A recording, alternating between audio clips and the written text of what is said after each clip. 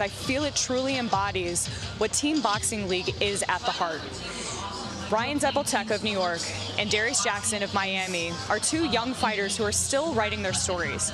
In 2 seasons, they have faced tough opponents, taken tough losses, and grown from every single opportunity that they've faced.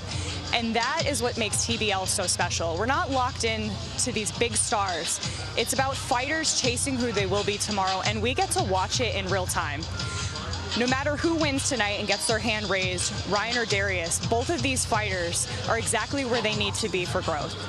And on that note, I'm stepping away for a little while, not forever, to pursue a world title WBC and WBO against Caroline Dubois in Birmingham, UK on August 29th. I love you guys. I appreciate your support so much. And please take care of my fighters. Every one of these fighters are my brothers and sisters. And until we meet again, always keep punching. Congratulations from the desk here to you as you get ready for your world title fight. We'll obviously be talking to you down the road here in Team Boxing League. But we have work to do tonight. We're going to hear from you in a little bit as we get set for New York City and Miami. Can New York City get another impressive win on the road as we march to the postseason? We'll find out. Launch rounds are next. Stay with us.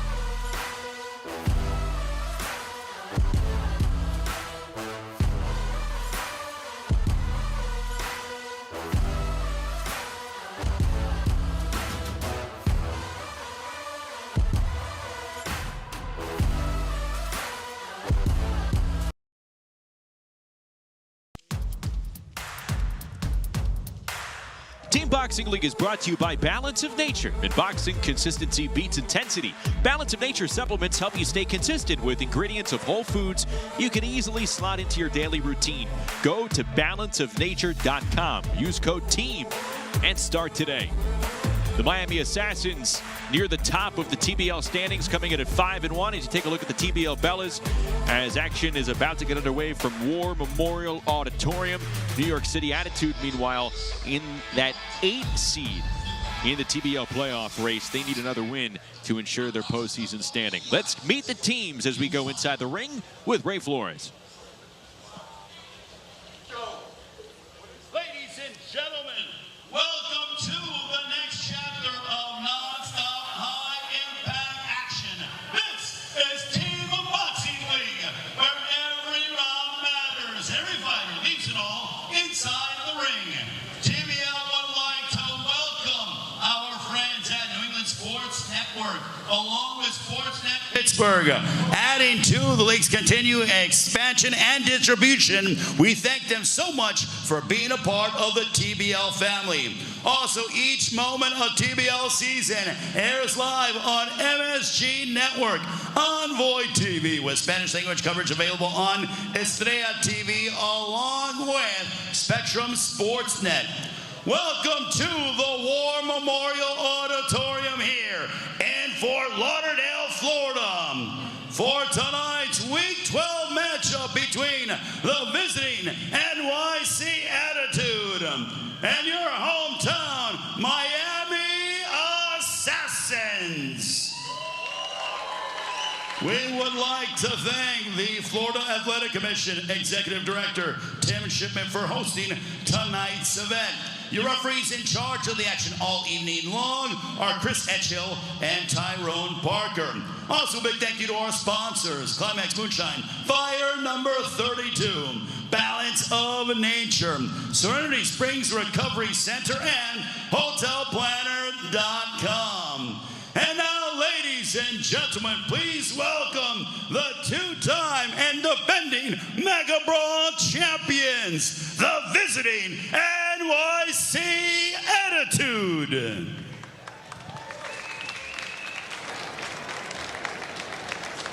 New York City Attitude coming in at 2-4, but again, on the heels of a terrific 18-9 victory over San Antonio just last week, highlighted by that pitch and a shutout in the middle rounds. They blanked San Antonio 11-0 in the middle round, so some extra points spread out through that contest for New York City.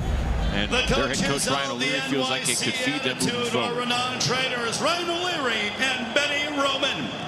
Here is the starting lineup for NYC. 14-time national champion, bantamweight Natalie Zamboteca. Two-time Golden Globes champion and current ABO regional champion, featherweight Alexander Castellano. Featherweight Abril Mulan Anguiano. Puerto Rican national champion Jose Adriel Diaz Rodriguez. Multi-time national champion lightweight Ryan Pretty Boy Zamboteca. 8-time Puerto Rican national champion super welterweight Ryan Pino. Super welterweight Lasha Gurgliani. Heavyweight Edward Millard. Multi-time national champion featherweight Angelis Lopez Menendez. Super lightweight Melissa St. Ville. Welterweight Lionel Taza Santana. Super middleweight Javier Martinez. Light heavyweight Sean McColeman. And cruiserweight Trixlet Marius. That is the visiting NYC Attitude. And now, ladies and gentlemen, please welcome your hometown Miami Assassins.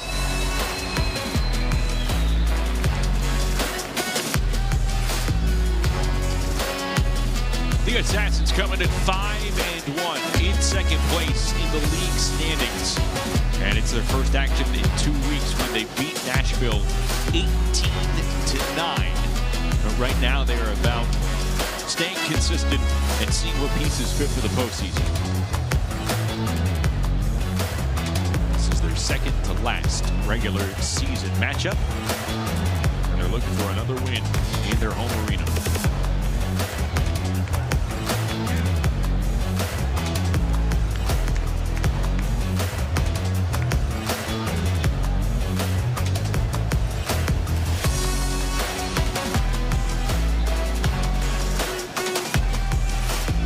Coach of the Miami Assassins, world-class trainer, Herman Caicedo.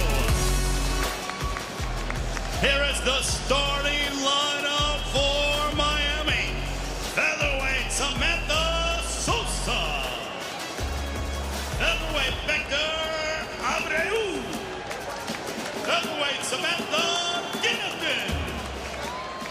Olympian and WBA IPO featherweight champion, lightweight Fabio, the Matrix Maredo. 2024 Haitian Olympian, Darius the Hawk Jackson. Super welterweight, Yoelis Molina. Middleweight, Giovanni Estella. Two-time World Heavyweight title contender and former interim WBA Heavyweight Champion of the World, Luis King Kong Ortiz. Lightweight, Yostiel Napoles. Super lightweight, Sofia Ferretti. Welterweight, Estudio Suero. Super middleweight, Aaron Bailey. Light heavyweight, Yusmel Ruiz. Two-time light heavyweight title challenger, cruiserweight, Uneski, the Monster Gonzalez. And heavyweight, Gustavo Trujillo. And now, ladies and gentlemen, we ask that you all please rise if you're able to as we honor America with the singing of our national anthem being performed tonight by esteemed vocalist Ernest Gonder Sr.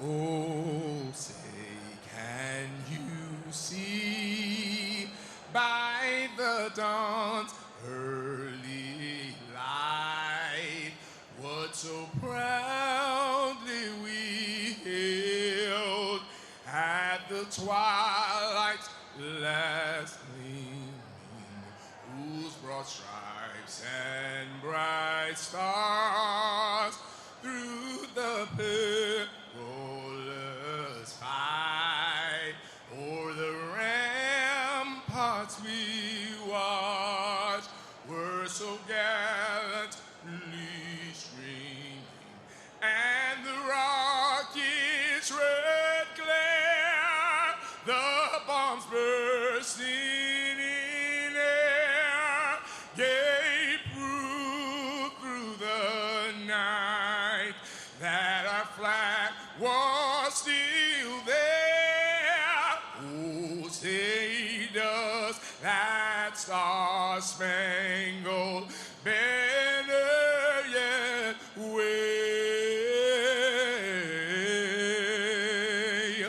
o'er the land of the free and the home of the brave.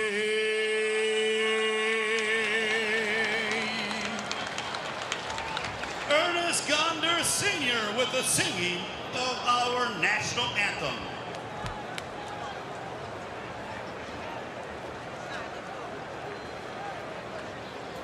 Ladies and gentlemen, it is now time to begin the launch rounds between the NYC Attitude and Miami Assassins. Round one in the featherweight division. NYC, Natalie Zapoteca. Miami, Samantha Sosa. Great to have you with us as we close out week 12 in Team Boxing League's regular season.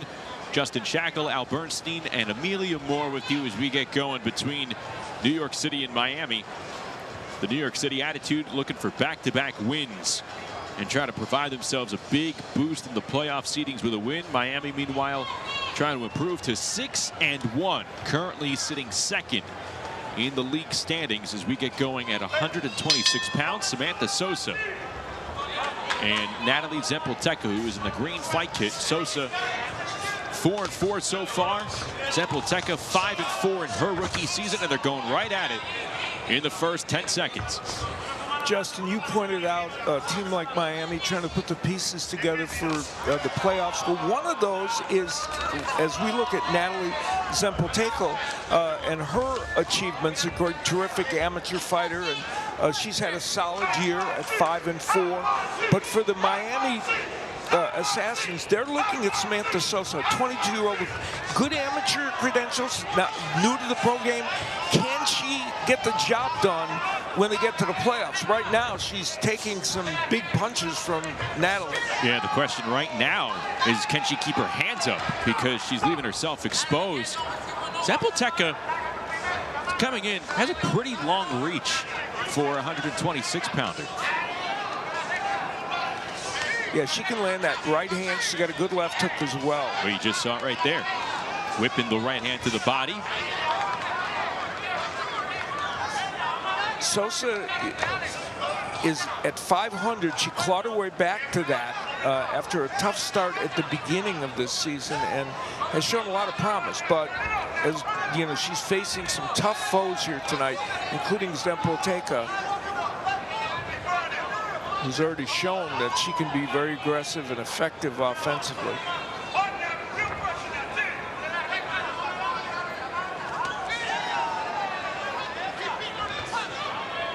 A little over a minute to go in the first round. Zempelteka, one of the youngest fighters in team boxing league, just 18 years of age. And she began this season as a senior in high school. She went to her prom last month. That's crazy, right? And she's got such great amateur pedigree. And boy, this has been a very active first round, but most of the really good offenses come from Zempelteka. And it's been a tough go for Samantha Sosa here so far in this round. 40 seconds to go as New York City's trying to jump out of the gate with an early lead on the road. We'll see Zempelteka later on in round 19. Same story for Sosa, but in the 9th round, she'll have a different opponent. Zempelteka fires and then backs out of the way. Yeah, and she's got Angelis Mendez later, so that's a jump up from Natalie Zempelteka. You know, Zempelteka's landed a lot of good right hands. Sosa has gotten close with her right hand, but not quite gotten it there. She had a partial connect with the right hand a moment ago. And there she lands flush with that straight right as the bell sounds.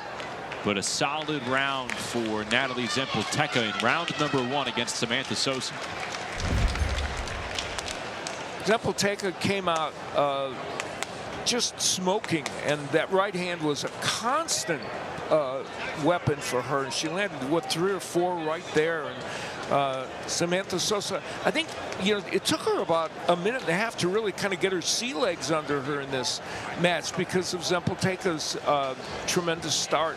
And there at the end, some good work by Sosa. I get the feeling if they were going to face each other again, Sosa would figure out a couple things, but they have different opponents. We'll get the judges ruling here. Round 1 by way of split decision.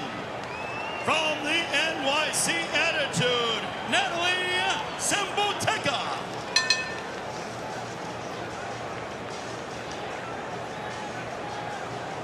Round 2 at featherweight, NYC, Alexander Castellano. Miami, Victor Abreu. We move up to, well, we stay at 126 pounds, but we move up to round 2 between Castellanos and Victor Abreu, who you see on your screen right there. Has some power, and he's shown it in this league. A career 23-13 fighter in TBL with 3 KOs, 7-3 this season. And Alexander Castellano on the far left side, 4-7 to begin his TBL career. This is his first season. You know, even though the records are flipped, this could be a very interesting fight. Castellano has fought better than his 4-7 record would indicate. His last time out, he had lost a split decision to Jay Sean Wallace, and he's fought well in spots. Abreu sneaking in a right hand, and another as it smears across the nose of Alexander Castellanos. Yeah, Bray, who is a very aggressive fighter, so is Castellano, and that's part of the reason why I've helped for this round. But I've done several of Abreu's matches outside of TBL as he's fought down at the Country Box shows in Nashville, and he's just an entertaining fighter to watch. And he's always slotted in his second spot by Coach Caicedo. This is the lone round of action for both of these fighters tonight.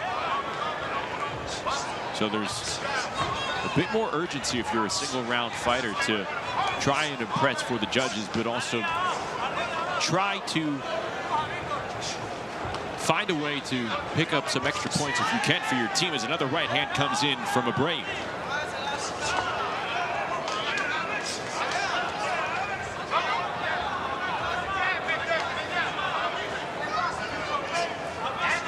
Abreu lowering himself.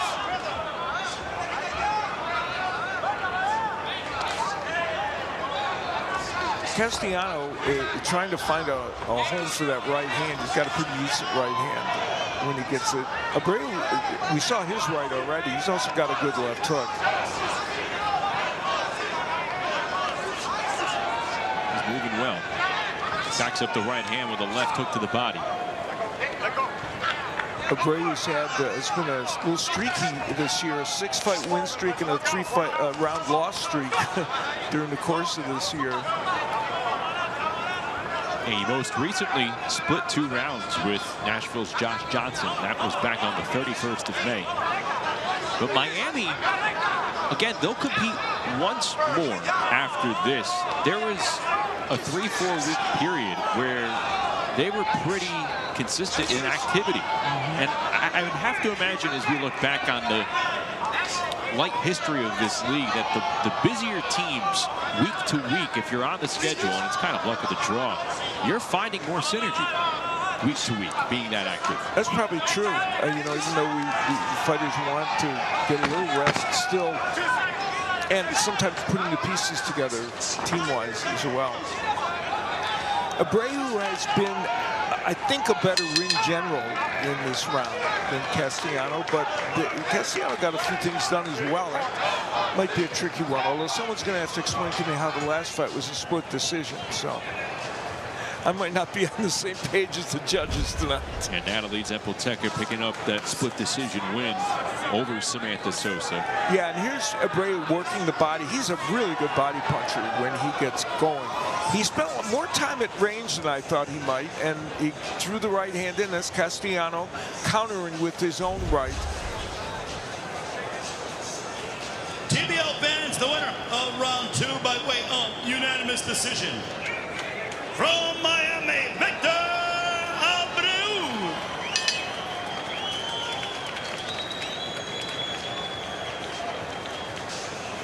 Round 3 at featherweight. For NYC, Abril Anguiano. Miami, Samantha Guinathan. So Miami gets on the board in the 3rd round. Coming up, Abril Anguiano for New York City, and there's Samantha Guinathan, who is a prime candidate for most improved fighter within this league. Now in her 3rd season, she's 19-17 in her TBL career.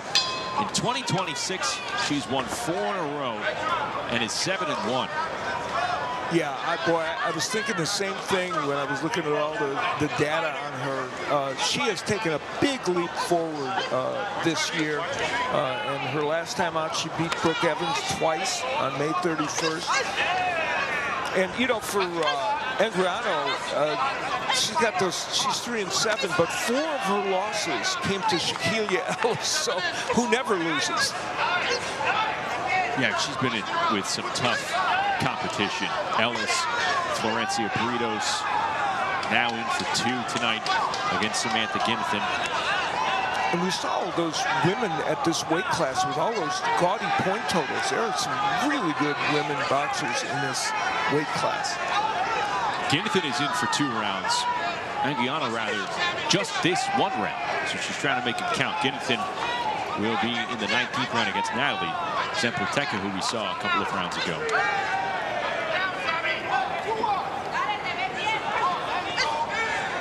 So not only is Guinathan a prime candidate for most improved fighter, Dave, but she was actually one of the, as the referee stops action here, it's going to be a knockdown.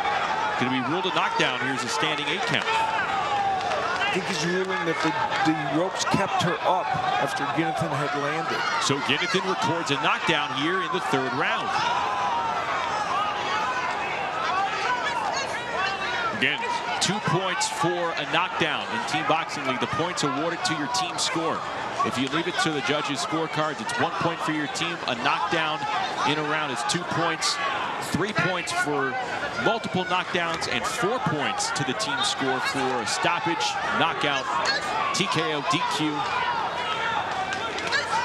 And these are some ferocious punches from Ginnethan. This is the second knockdown she's had this season. She also knocked down Maria Antoinez earlier. I think she has Anguiano hurt here, Al. Yeah, I agree. And she has a lot of time to play with. Let's see what she could set up that jab with.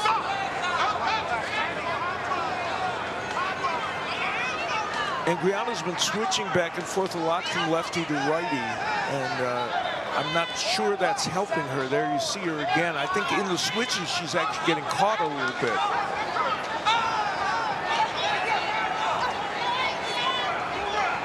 Samantha Ginnethan has grown so much this season, and you know she's a veteran of the sport at age 35, but she got a late start. She didn't start until 32, so she may have the years of a veteran, but she's still evolving as a fighter, and boy, she's getting it done here. She's a feisty competitor. Thinking about where she was this time last year, just trying to find herself amidst a struggling season. And here's you see the solid jab, and that, you know, that did, I think the ropes did hold her up, so I think the referee was correct in his call. And she's got a good, really good straight left hand as well, but that was intriguing, a power jab by Ginnethan. She's trying to punch over the referee. Probably not the best idea. Ladies and gentlemen, the winner of round 3 by way of unanimous decision, 2 points going to the Miami Assassins, Samantha Ginnethan.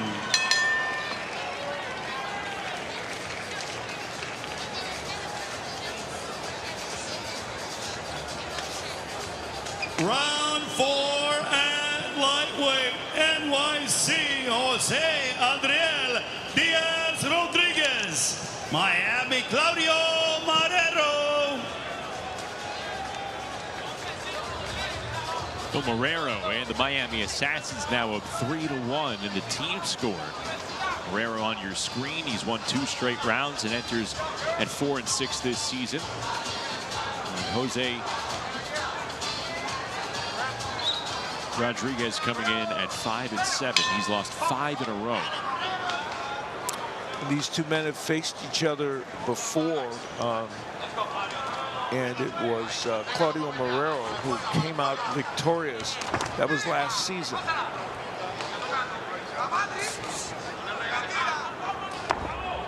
See their season records: 4-6 for Marrero, 3-5 for Rodriguez. 5'8" southpaw out of Puerto Rico.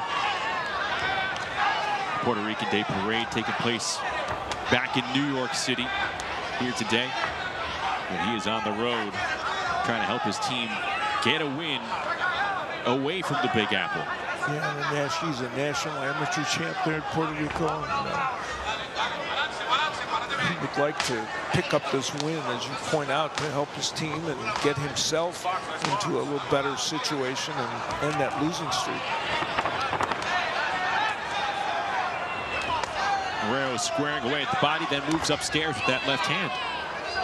Claudio Marrero, of course, a 37-year-old who has been in with the highest level of competition outside of TBL against great, excellent fighters from 126 up to 135 pounds. And so his nickname, The Matrix, fits him. He's hard to figure out in the ring, and he can figure out many puzzles.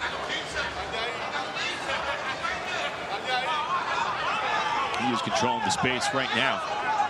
It's a high-level staring contest right now. A little cat and mouse going on between Rodriguez and Marrero. Puerto Rican and the Dominican.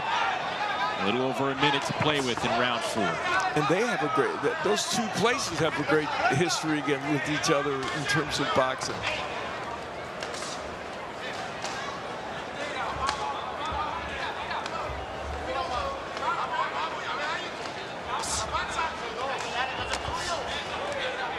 getting out of the way of that right hook. Now, Rodriguez has been down. He was down earlier this season to Angel Hernandez. He's hit with a left hand, and Morero has a very nice overhand left, which I would have expected him to have used a little more than he has. There's a straight left from him. I feel like he may have tried it once this entire round. This is going to be a tricky round to judge because neither man has done a lot offensively. There's that left hand from Morero. Punch volume not all that high from Morero, especially in the second half of this round. Both these men have had tough seasons this season. Morero, though, was 12-2 in season 3. And this year he's struggled a bit, as has Rodriguez. Well, it seems like Morero thinks he could do enough just dodging the punch attempts from Rodriguez. We'll see what the judges think. Yeah, as we, the offensive output wasn't phenomenal, but there was Morero doing some good work to the body and pushing Rodriguez against the ropes. And those kinds of flurries were few and far between. Morero might have done a little more work. Ladies and gentlemen, the winner of round 4 by way of unanimous decision, from the Miami Assassins, Claudio Morero. The score, Miami 4, NYC 1. And Miami, thanks to some extra points from Samantha Ginnington, have won 3 straight rounds, and through 4, they're ahead 4-1. We'll be back in South Beach in a moment.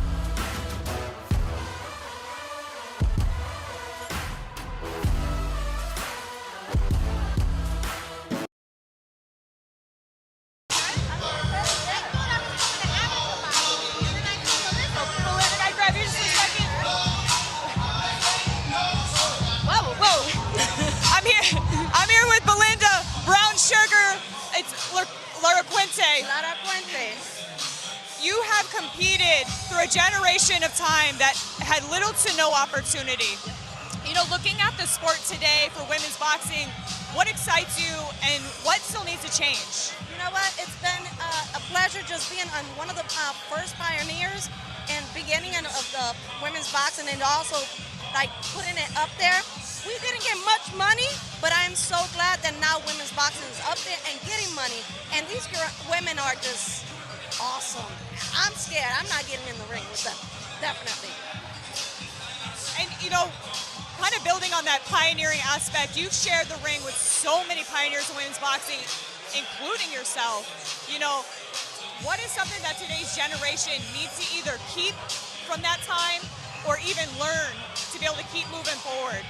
Well, to be humble. Definitely, you need to be humble, especially in this the sport. For men, women can fight. And that's one thing I can just say. You're making money now, and just be humble. It's amazing. Thank you so much. It is a pleasure to stand here beside you. Thank you. Back to you. Great to see you here in Miami. Let's get ready for round 5 in Ray Flores. NYC Ryan Zemolteka, Miami Darius Jackson. Well, 2 welterweights entering the ring. Miami up 4-1 in the team score. And 2 TBL veterans in Zemolteka and Darius Jackson, who you see right there. The Hawk is 6-2 this season. This could be a good one, Al. Yeah, I'm looking forward to this. Both are having a good season. 7-2 for Zempelteka, as you pointed, 6-2 for Jackson. And they are both such solid fighters, you know, both have over 40 fights in the TBL, so this format is ingrained in them. They have fought once in Team Boxing League. It was back in 2024. Zempelteka took a split decision over Jackson. It's a big winding overhand rights out of the gate from Jackson. And both of the losses that Jackson has had were split decision losses, so this season.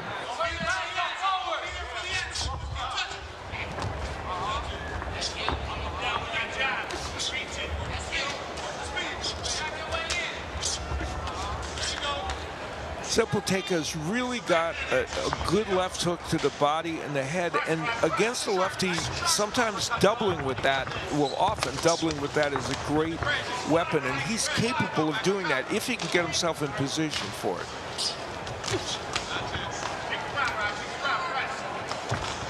Jackson, a pretty tall welterweight, standing at 6'1". No stranger to this New York City roster. Spent last season with NYC, so a teammate of Zempelteka, and he has a left hand meeting Zempelteka coming off the ropes. Yeah, that's the hand speed of Darius Jackson, and it is very, very good. He's very good at putting his punches together, and that left hand is so quick.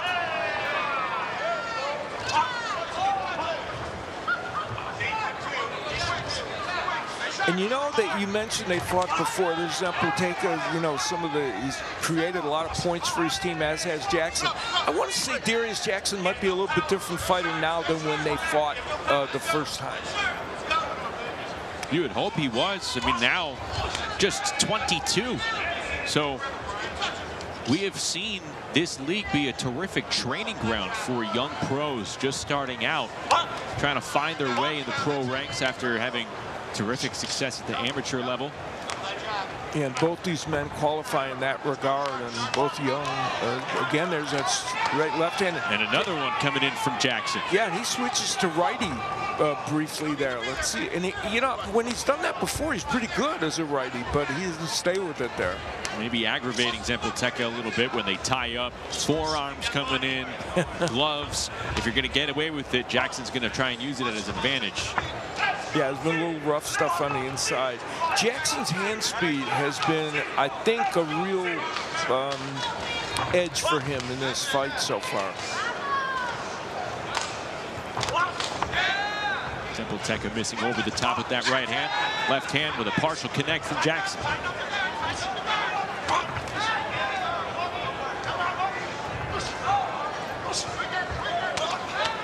That left hand and a good counter punch with the left from Zempelteka. Yeah, and then Jackson tossed in another straight left. So it's been an interesting round, and one that I think Jackson has been just a little bit more accurate with his punches. He looks fully confident that he did enough for Miami. Let's take a look at some of the action. Yeah, this is where Zempelteka had done pretty well right at the beginning of the round, but then Jackson was able to pick up the pace, started using the straight left hand, and that was where he switched to righty briefly, and it helped him, and that's some of the awkward action that you talked about. But for the most part, that straight left from Jackson might be the separator in this fight. TBL fans, the winner of round 5 by way of unanimous decision from the Miami Assassins, Darius Jackson. He evens the score. Round 6 at super welterweight, NYC Ryan Pino, Miami Yoelis Molina.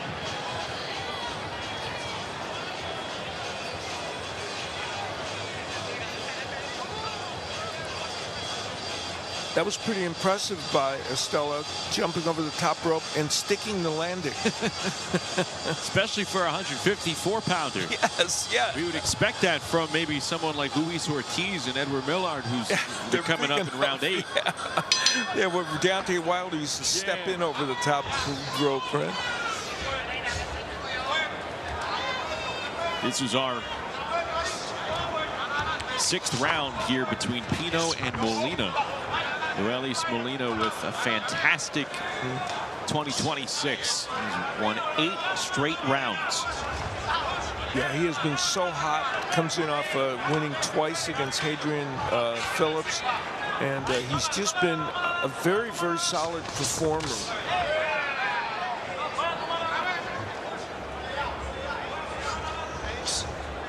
Talked about Claudio Marrero a couple of rounds ago, hailing from the Dominican Republic. This Miami squad with a large Cuban presence. Molina, one of them. You bring that Cuban style fighting to TBL. We have seen it the last several years. You built that type of base, teams like Miami, Las Vegas. Well, take a look at the standings. It's serving them well. Yeah, absolutely. Vegas, you're right. I mean, they have that, what I call the lefty squad of the Cuban fighters for them. And Pino, you know, we talk about the Cuban influence. A lot of the fighters on New York, Puerto Rican. He's an 8-time Puerto Rican champion, and just had a very good amateur background. And he has earlier this year, he had a knockdown of Steve Cunningham that added a point to his total. Pino trying to punch with Molina. And Molina's a handful, especially when you add in the left-handed style, and Pino decides to switch to give him a look at being a lefty.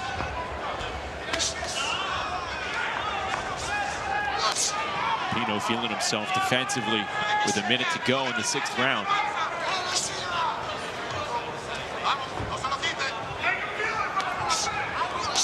Ryan Pino sometimes in TBL doesn't let his hands go. He's 17-20, and part of the reason that record's just barely sub 500 is that sometimes he just doesn't throw enough, and this might qualify as one of those rounds. He got caught with a jab that led to that flurry from Yoelis Molina.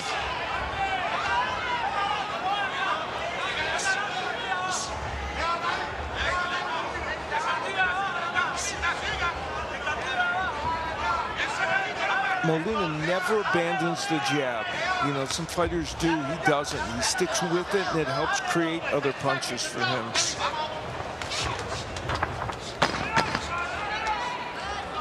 Pino having some of his better moments here toward the end of the round. Capped with a right hand to the body. Punch output picking up for Ryan Pino near the end. Will it be enough for the judges as we'll go to the scorecards?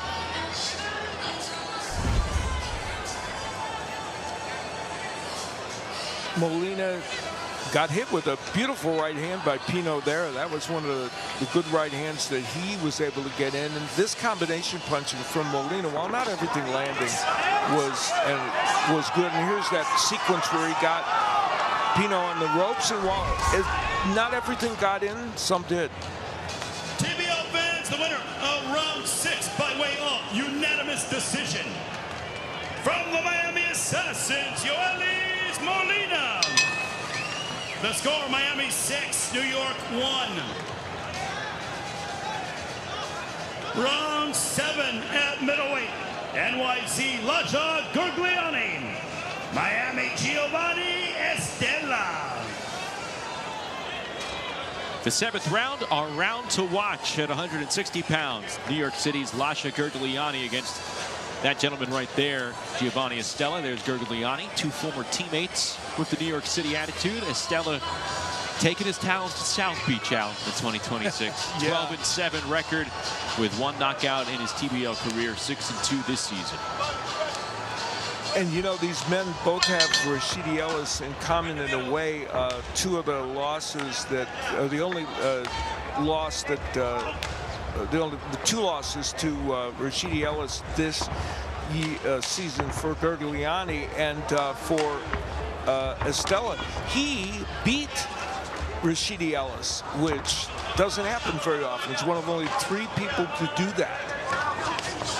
Miami's won 6 straight rounds as we approach the end of the launch rounds. Most recent, Yoelis Molina winning his 9th straight round in a personal level. Estella showing good movement on the back foot. And we said He gets caught there with the left hand out. Lasha coming in with the left. We said this was a round to watch. It is now because New York needs this badly.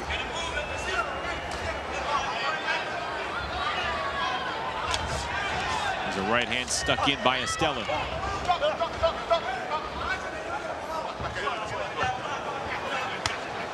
Gurgliani has won 3 rounds in a row.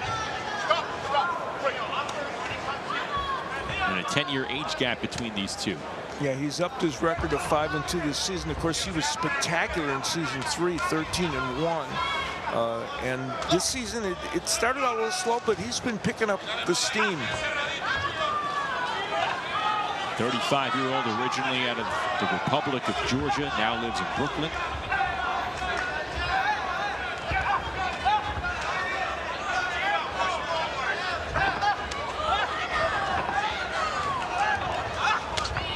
You have to imagine these two have sparred a whole lot from a team perspective. Yeah, from being on the same team. Is intriguing. Gurgliani has been, I think, a little bit more aggressive. Of course, that's his nature in the ring. Estella likes to kind of counterpunch and look at what his opponent is doing, and there you see him trying to counter there.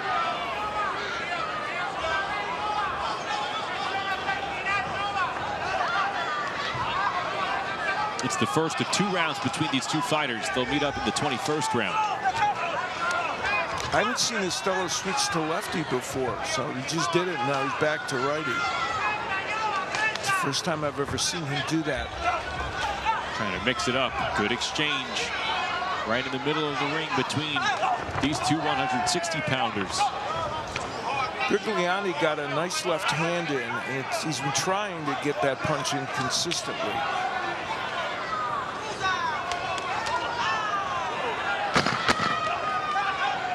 Left hand with partially connecting from Lasha Gurgliani. Yeah, and that one he threw more like an overhand left. Yeah.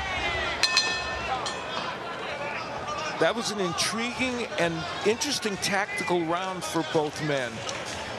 Estella trying to deal with that left-handed aggressive style of Gurgliani, and Gurgliani dealing with the counterpunching of Estella as he was coming in, which, of course, Gurgliani does. He's an aggressive fighter. That was the overhand left that got in for Lasha Gurgliani, and the right hook he shows some evidence of as well, and again the left. So he was very aggressive. The question will be whether Estella did enough counterpunching to steal this round away from him.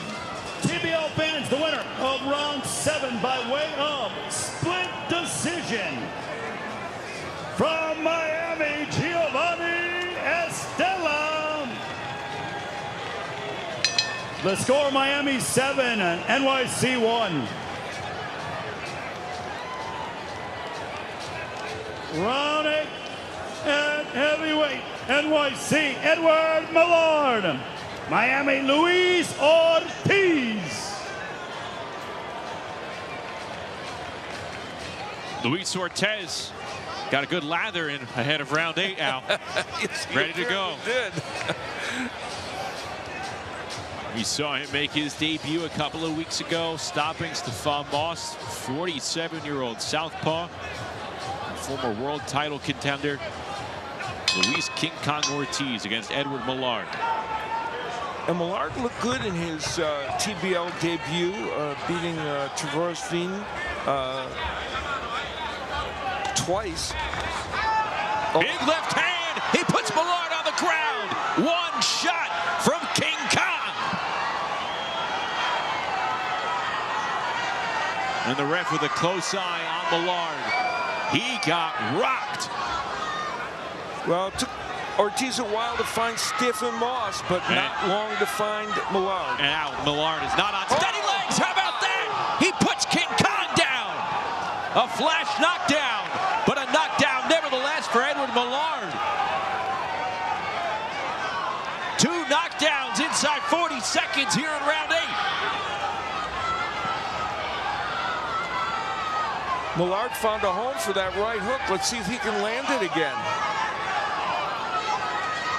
Nothing but bombs figure to be in the forecast the rest of the way in the 8th round. Right-hand attempt from Millard. They're going to go at it until someone drops. And Millard still doesn't look like he's on strong legs. You know, this fight's going to come down to this particular fact. Can the left hand of Ortiz land with more power than the right hook of Millard? That's it, basically.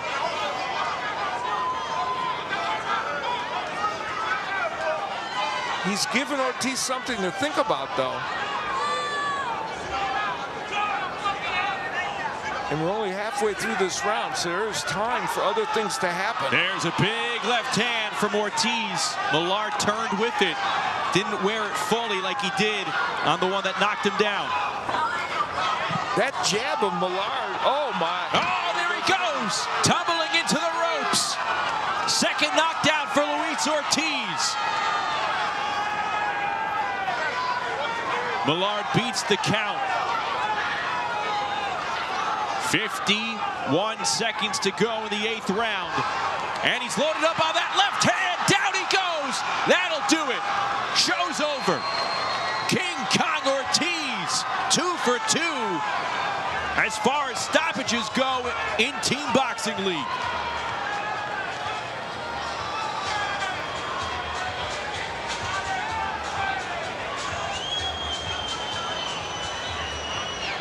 The former 2-time world title challenger giving some extra points for Miami, and Millard being tended to in the ring.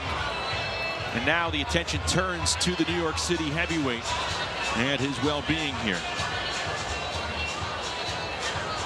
Yeah, you see Ortiz sporting, and it's good,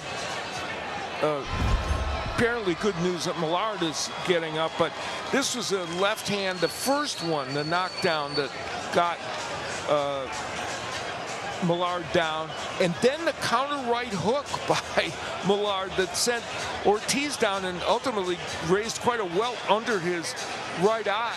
And then Ortiz would land just such a powerful left hand. There's the left hand that really nailed Millard and sent him down, and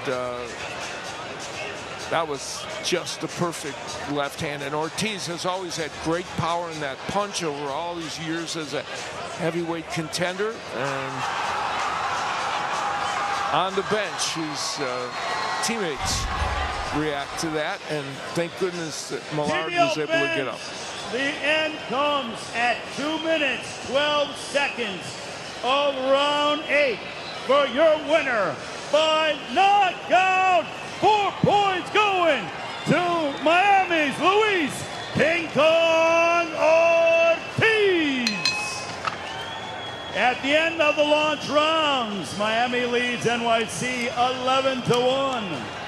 So Miami erupting here in the launch rounds with power and consistency,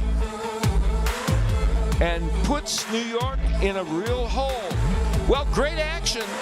Here's the action coming up in the TBL. Thanks so much, Al. Plenty more action to come between Miami and New York City as we close out Week 12 tonight. But then we are moving on to Week 13. Coming up on Friday, the Las Vegas Hustle return to Utah to take on Erica Sanchez and the Los Angeles Elite. Saturday, it's a matchup filled with playoff implications as Charles Pugh and the Phoenix Fury take on Ariel Davis and the Atlanta Attack. And on Sunday, we cap off the weekend with a showdown in the Lone Star State. San Antonio back home to host Dallas. All 24 rounds can be seen right here next week on Team Boxing League.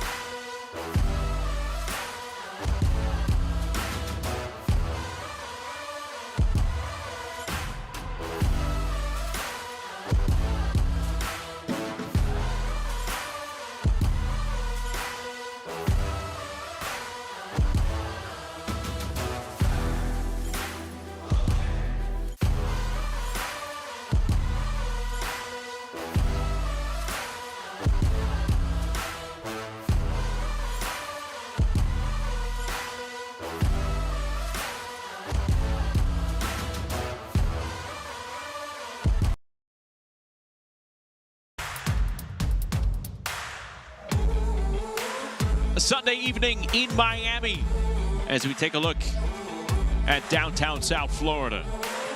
And Miami doing nothing but send some of the New York City fighters down on the ground in the lunch rounds, and they have a commanding 11-1 lead through 8 rounds. Justin and Al back with you here in our studios, and we talked about New York City with the potential of maybe some extra points and perhaps needing to carry over that power from San Antonio. Polar opposites happen. Miami coming out blazing. Boy, you know, Herman Caicedo, when he laid his head down on the pillow last night and was going to dream about how things were going to go for his Miami Assassins, could not have dreamt a better scenario than this. And yeah, power was one of the keys, but in every other match, they were very consistent as well. Yeah, they've won 7 of the first 8 rounds, including 2 where they scored extra points. Let's take a look at those rounds that happened in the launch phase. That's round number 3. Abril Anguano for New York City running into Samantha Ginnethan, who continues to have a terrific 2026. Yeah, she's only lost once, and this was, she would turn in a tremendous performance. That was called a knockdown appropriately. Her second knockdown she scored this season. Again, and Anguano was able to make it through the round, though there were moments where we were wondering if she would.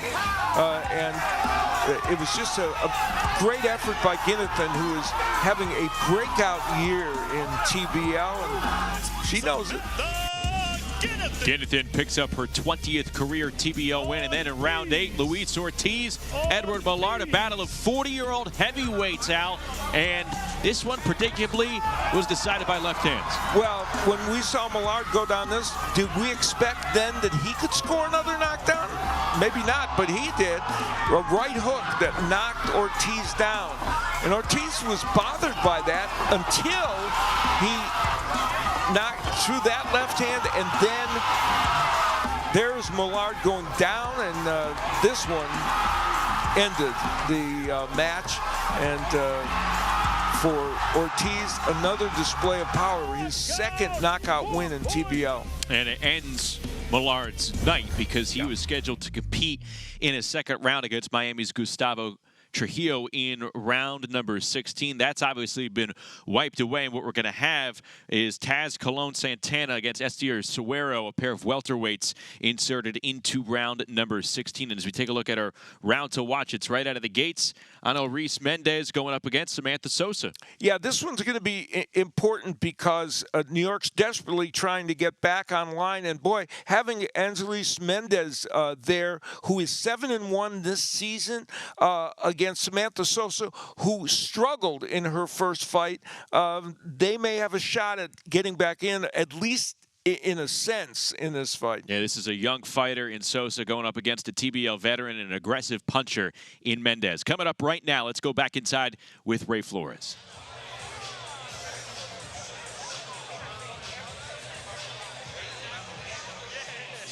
Ladies and gentlemen, it is now time to begin the middle rounds between the NYC Attitude and Miami Assassins. Round 9 at featherweight, NYC Angelisa Mendez, Miami Samantha Sosa.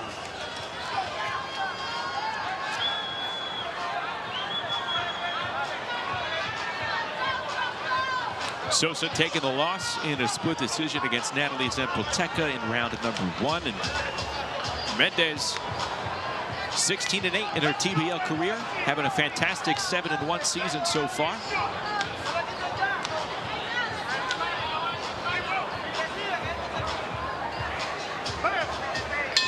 Mendez is a terrific pressure fighter, and her only loss this season was a split decision loss to Maria Antunes, so even that was close. Antunes and the Philadelphia Smoke coming away with a victory yesterday. Good exchange near the corner as Sosa lands a couple of shots. Yeah, Samantha Sosa is going to have to land the straight right hand to keep Mendez off her and give her something to respect her power a little bit, because Mendez will keep coming.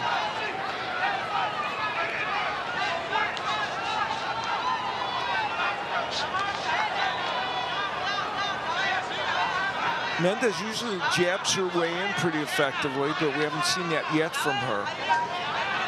It's been a slow first minute of action for Mendez. This is the kind of pace Sosa would like, though, to be able to pot shot with the jab, an occasional straight right hand, not get her back on the ropes, and be able to control things a little bit from the outside. If she keeps it at this distance and obviously this pace, she could be in line as a right hand flies in from Mendez, and maybe she's getting herself kick-started here as we approach the midway point of the round. Yeah, the way this first round has gone so far for Sosa, for the most part, is what she wants. And Mendez has not been able to cover the ground in between them as much as she normally does. Went for a big home run swing with that left hand, did Mendez a couple of moments ago. And the left hand turns the chin of Mendez, so Samantha Sosa connecting in this 9th round. This is the kind of boxing skill that Sosa is capable of, and we've seen flashes of it this season. Sosa boxing well on the back foot, right uppercut followed by a straight left from the Miami youngster. Yeah, this is the way she's been trending until the first fight this evening, when she had issues. And a good exchange. She rocks Mendez. Anoris Mendez moving back after being the come-forward fighter this entire round. Another right hand and a counter right for Mendez. Terrific action right now in the 9th between these two featherweights. I did not have that on my bingo card. Sosa rocking Mendez with the right hand.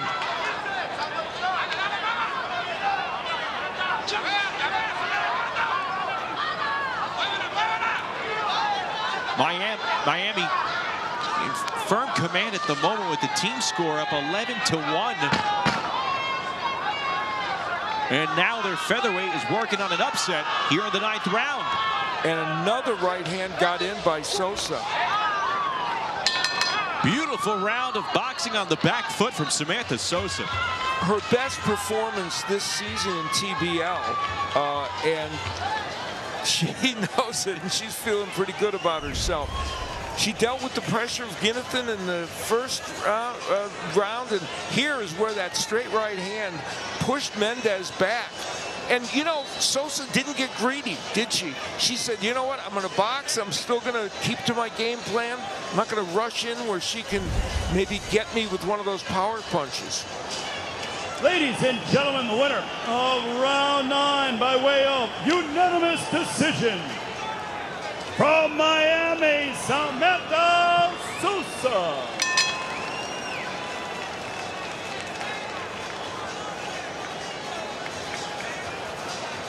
Round 10 at lightweight, NYC, Jose Adriel Diaz Rodriguez. Miami, Yostiela Napoles. Sosa picks off Mendez. Anoris Mendez visibly upset as she leads to the ring. That was looked at as a round that could potentially go to New York City on paper. Instead, Miami has a 12-1 lead, and one of their heavy hitters, Yostiel Napoles, in the ring against Jose Rodriguez.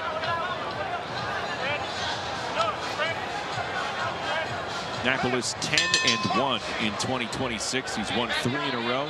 We saw Rodriguez back in round 4 losing to Claudio Marrero. Miami's taken 8 consecutive rounds. And Napoles is not the guy that New York wants to see right now. And you mentioned a 10-1 record. He's produced 15 points for his team. It's a 14-point differential because he lost a point for losing once, but overall he's produced 15 points, and that's pretty extraordinary. He stopped Turcon Pettis. He knocked down Malik Lark and Jeremy Hill during the course of this season. So. And he has a beautiful right hand. If you're new to seeing him, look for that punch.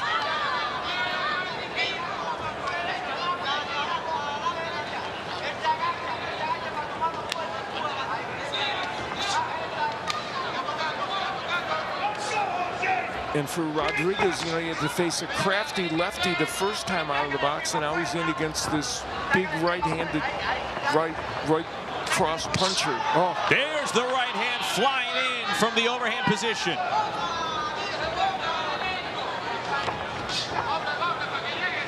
Annapolis sticks the right hand to the body of Rodriguez.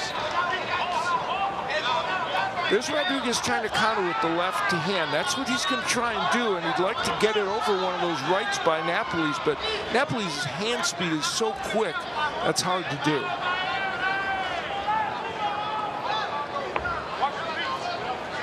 Annapolis having his left foot on the right foot of Rodriguez. Orthodox versus Southpaw. It tells the story. Just waiting to see that right hand come out of the shoot again from Yosdiel Annapolis. The only loss Annapolis has had is a split decision loss to Alexi De La Cruz, who we saw this weekend perform well. And he's a crafty left-hander. But you just get the feeling one of those right hands by Annapolis might get in here at any moment. A sequence or two ago, there was one that came close. Rodriguez was able to dodge out of the way, just like Annapolis is dodging all those punches with 30 seconds remaining in the 10. That was a pretty impressive display. And there's the right hand that connects. Yeah. It's not easy to do. You're along the ropes, and you're still able to lower yourself to a space where you're able to dodge a full flurry.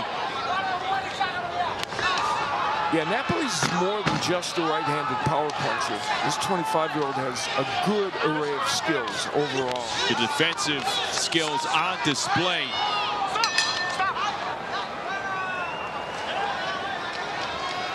Round comes to a close. Annapolis cooling off. Second and final round of the night for Rodriguez, the lone round for the Miami 135-pounder. And that was one of the right hands for Annapolis that got in. There was another one. He didn't land the perfect one like we've seen him do before. Some testiness on display from Annapolis there. TBL fans, the winner of round 10 by way of unanimous decision. From the Miami Assassins, Yosdiel Annapolis.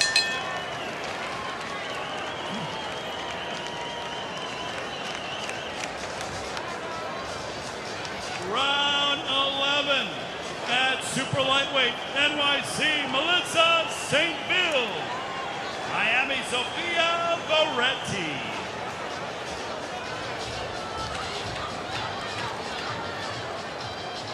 Miami's won 10 straight rounds. Check that 9 as Melissa St. Ville and Sophia Varetti enter the ring. This is scheduled to be the bout in round 24. St. Ville back after last week, really starting the power surge out. Her extra point round kick-started a terrific run for New York City. Yeah, after hers, they had 2 more two-point rounds for New York. She'd like to have that happen all over again. They desperately need that, and she is coming out against Sophia Varetti like she wants to do that. Yeah, she's working on it inside the first 20 seconds of the round. Former world title challenger Melissa St. Ville out of Brooklyn only knows one direction, that is forward. And Varetti, who's had a difficult season, 2-7. She was stopped by Stacia Suttles, but she does have, she is a tough cookie in there and has a pretty good right hand when she gets it going. And Varetti, a 2-7 mark. You mentioned Suttles. She's also faced Ariel Davis 4 times. Right. Brianna Carrera twice. She was in the ring with Camila Pineda. That's some of the top 140-pound talent in the league. Yeah, she's had a rough schedule of fighters to face, that's for sure. She did get 2 wins over Pinetti, which was kind of a seminal moment for her this season. And an indication that she was starting to turn things around a little bit.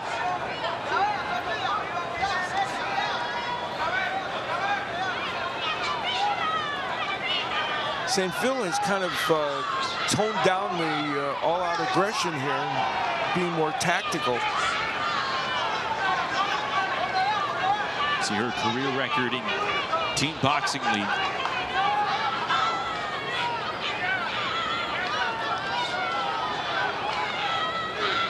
Wasn't active last year for New York City. Entered the league a couple of years ago. 42-year-old Haitian native.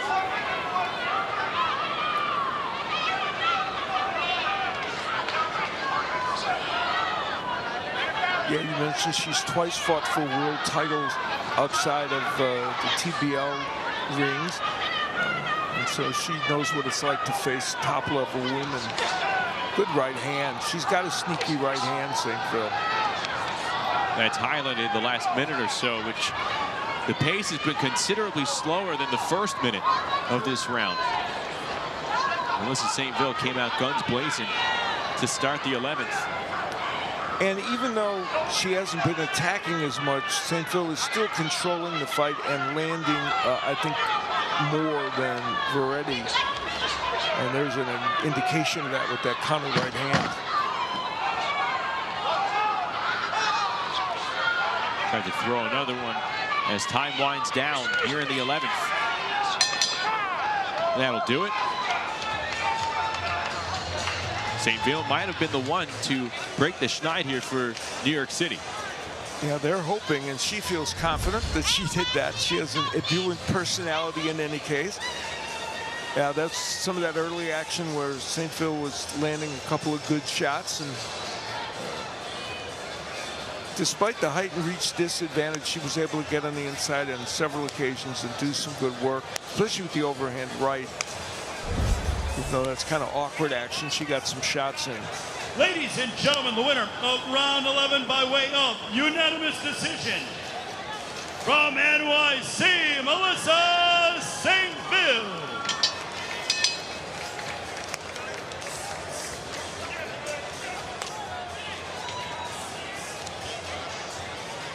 Round 12 at welterweight, NYC, Lionel Omar Colon Santana, Miami, Estudio Suero.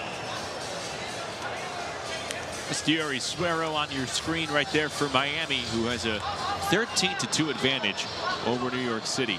And now these two thrusted into double round action within the middle rounds. They're fighting here in the 12th. They'll be back in action in the 16th as a substitute for the heavyweight matchup that was waved off after Millard was knocked out. Yeah, a match they didn't expect to have. And talk about being busy. Lionel Santana fought on May 23rd in a pro match against Angel Perez. He won a 6-round decision. And now here he is back in the TBL ring very quickly after. Nicknamed Taz, young kid out of Puerto Rico, just 21 years of age, makes his home just outside of Orlando.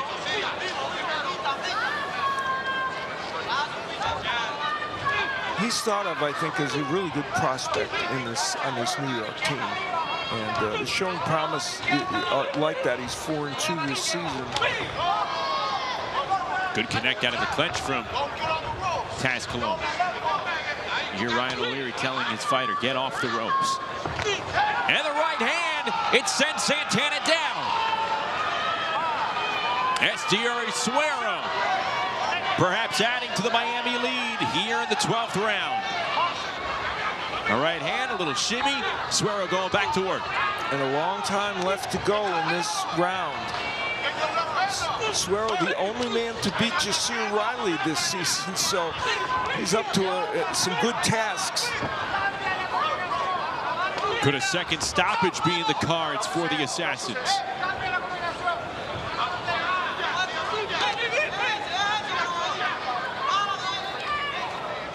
El Puma going for another stoppage for Miami. You can feel like the way his body language is, he's just looking for that overhand right again. He's not over anxious though. He's not pressing the issue. And look at him jab to the body. That's why that's used to set up that overhand right. And there, just right on cue, he tried it. Like the soccer ball going over the net on that punch attempt. Yeah, good analogy. Taz lands, and again that jab leading the work for Suero. And that's where you know Suero's a well-schooled fighter.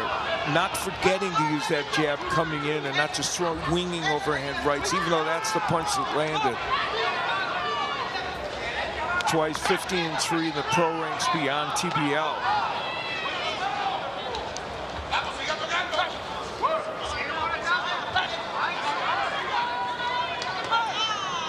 And you know what, Santana has gotten into kind of a survival mode in this round. Not wanting to commit too much offensively because he's going to get hit with one of those overhand rights again. Suero's got some pretty good choreography going on here. Good agility.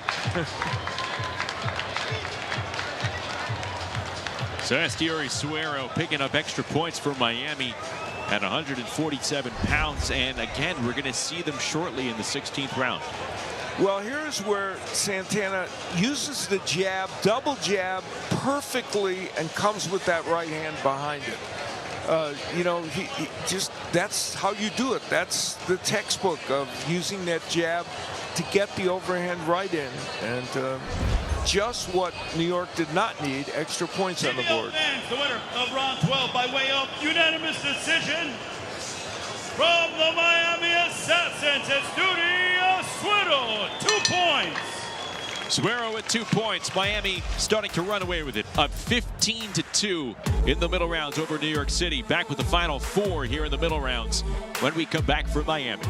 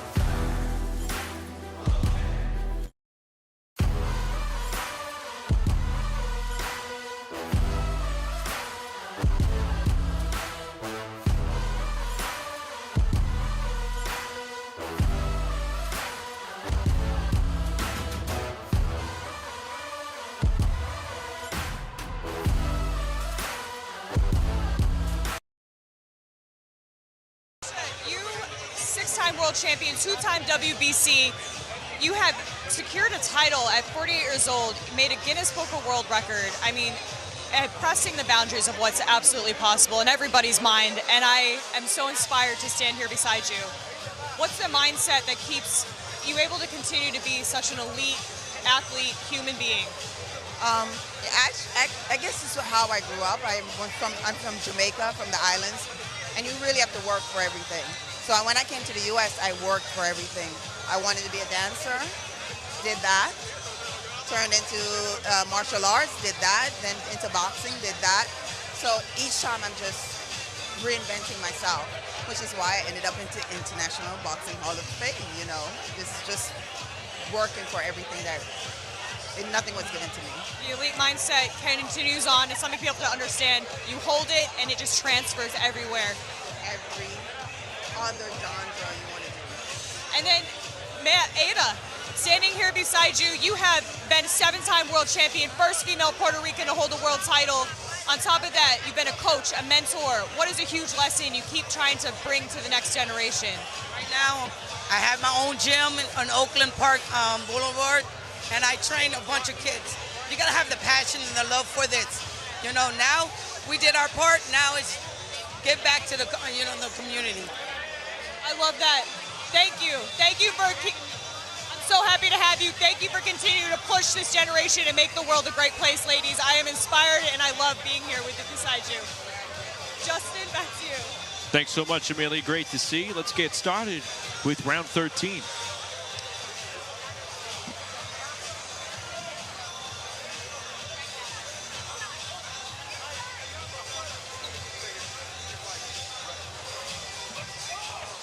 Round 13 at super middleweight for NYC, Javier Martinez, Miami, Aaron Bailey.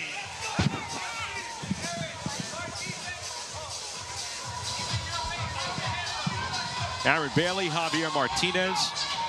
here in round 13 at 168 pounds. It's terrific to watch the Miami boxing community come out here at War Memorial Auditorium and come together for these Miami Assassins. You know, Ada Velez, first native Puerto Rican to win a women's world championship with Alicia moments ago.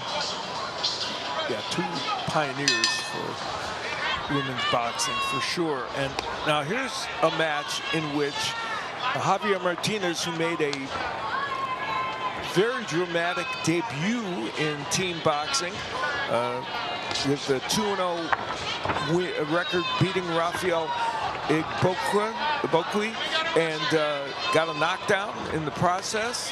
He'd love to turn things around a little bit here and at least put a point on the boards for New York.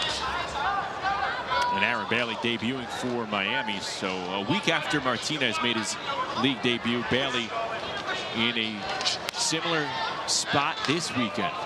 Yeah, he's a bare knuckles fighter. He's had one bare knuckles fight. So not a super experienced guy in the boxing ring.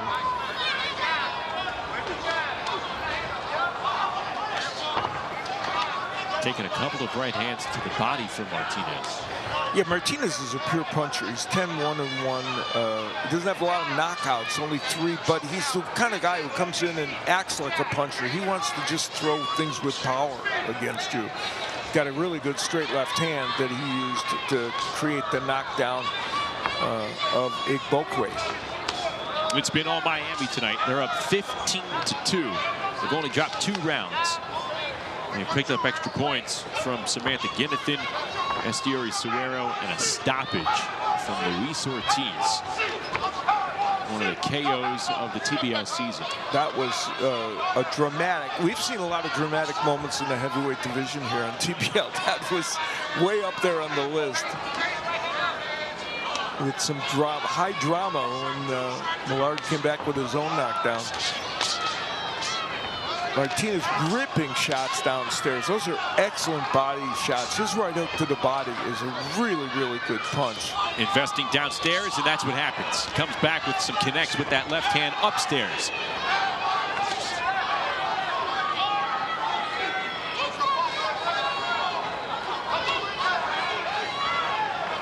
Martinez, when he came to TBL, he'd been off for a while. He hadn't had a pro fight since 2024, so he did so well in his debut, but now here for a guy like this, that extra work is making him even better this time around.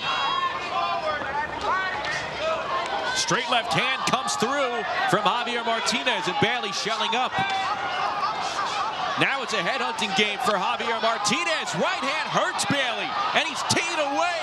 Javier Martinez, lefts, rights. Bailey comes forward with a push, and that stops the blitz from Javier Martinez. And it looks like Aaron Bailey is going to be able to escape this debut round, staying on his feet. But a terrific performance for Javier Martinez here. Yeah, he only ran out of time. I think that round may have been moments from being stopped. This is the sequence where he did all that great body work earlier in the round. I mean, and that helped kind of create this good straight left hand. That's what hurt Bailey, and then he went after him. And those are all good shots. You know, he's getting those through the guard and mixing those up. That's what makes it so special. And there he goes down by being pushed, kind of. And that, when he hit the canvas, it was awkward. TBL fans, the winner of round 13 by way of unanimous decision. From the NYC Attitude, Javier Martinez.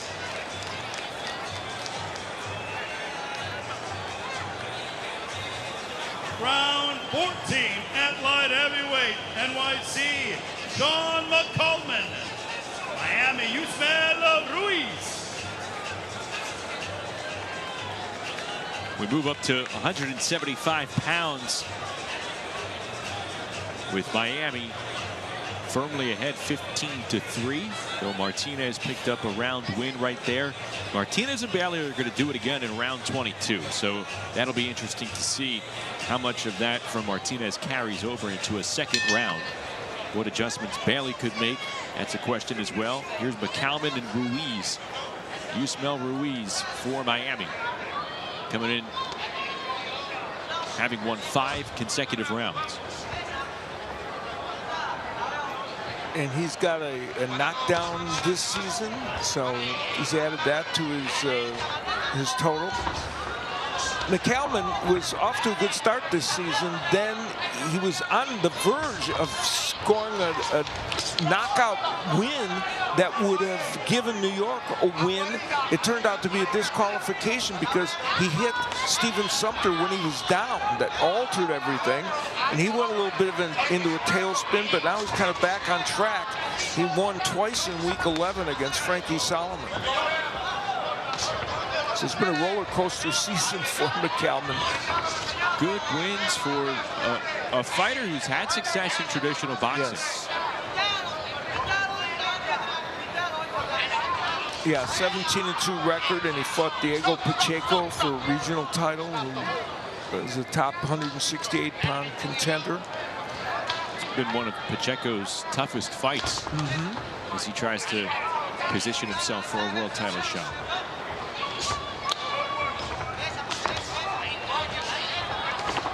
Ruiz sneaking in that right hand, it landing against McCalman. Sean McCalman up in the tempo with that punch output.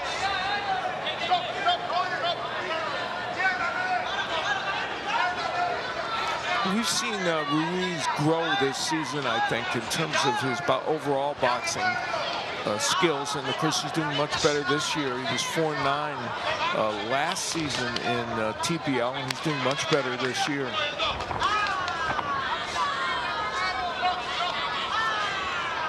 McCalman doing some nice work on the inside, those short shots.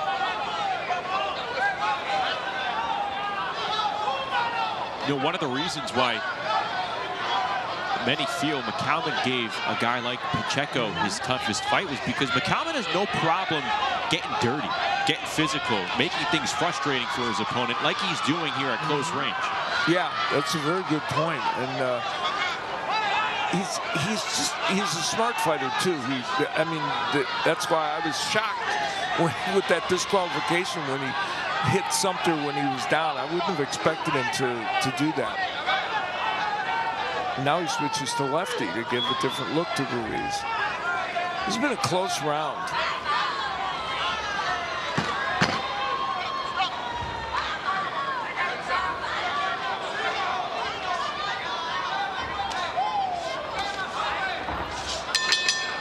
And it comes to a close. 2 light heavyweights. No love lost there at the end. No, Ruiz just lost his footing, right? Yeah. He tripped a little bit. And this is where Ruiz was coming in, but McCalman doing great body work there. And that's a calling card for McCalman. He's good at it. And here on the ropes, the rugged part that Justin you alluded to, where McCalman makes it difficult for you on the inside. TBL fans, the winner of round 14 by way of split decision from NYC, Sean McCalman. Well, they're going to do it again coming up in the money rounds. And they have some words as they both leave the ring. 15 at cruiserweight, NYC, Trichleta Mirius. Miami, Yuneski Gonzalez. Yuneski Gonzalez on your screen. Cruiserweight for Miami going up against Trichlet Marius, who's a young pro in terms of his career. He's 28. A cruiserweight from Brooklyn. A decorated amateur. Yeah, he won the 2025 Junior Olympics and got a little bit of a late start in the sport, but as an amateur has done well, and facing the ultimate veteran who was, has had many years in the pro ranks outside of TBL and is a longtime veteran of team boxing. Third-year member of the league.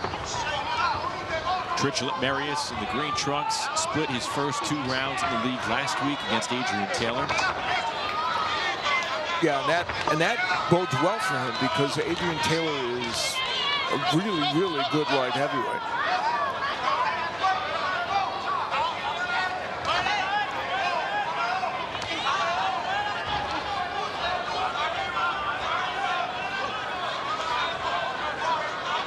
Gonzalez is always coming forward if he can. There's the overhand right from him, which is a big weapon for Gonzalez.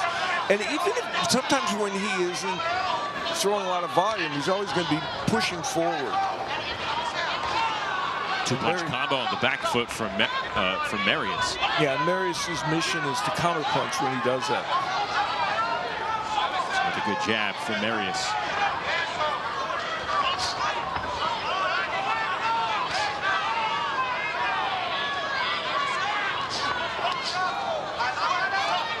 Gonzalez has committed to throwing that right hand, and he's gotten some of them through.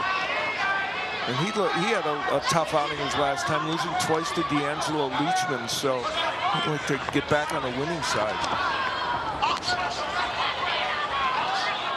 The right hand continues to be that main weapon for Gonzalez, like Al was referring to, and for Marius, he continues to try and focus on the counter punching, letting Gonzalez come into him. Now a pretty good exchange in the corner. That was an interesting angle for an uppercut from Trichlet Marius. How did he do that? Yeah, intriguing. Yeah. Oh, there's the right hand. That finds the home. Probably the best thrown right hand of the round for Gonzalez. Yeah, he's had a couple get in, but that was the best one. And then he punctuated it with a nice body punch afterwards. His pressure's been pretty effective overall. And Marius has had a hard time countering him. And right hand actually set up a left just now.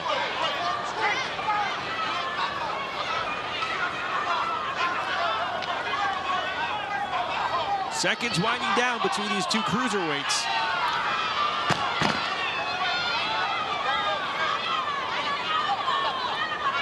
It's been a matter of whether or not Yunieski Gonzalez could find a landing spot for that right hand. Well, that was Yunieski Gonzalez. That was vintage Yunieski Gonzalez, because that's what he does. He spent the whole round attacking, did land some really good shots. That was one of his better right hands that he landed, but he did body work, and there again is the left hook downstairs. He was I thought, pretty effective with the way he attacked. And Marius, as we pointed out, a well-schooled fighter coming in, though with not a lot of pro experience, obviously.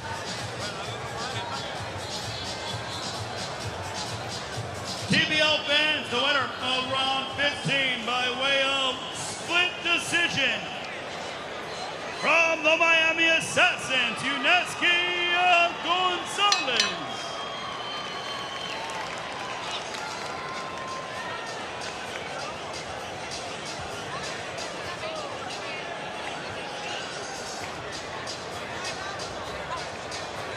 Round 16 will be at welterweight. NYC, Lionel Omar Colon Santana. Miami Estudio Suero.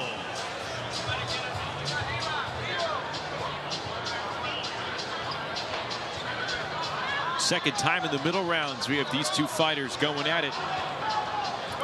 Suero picked up extra points with a knockdown over Santana back in the 12th round.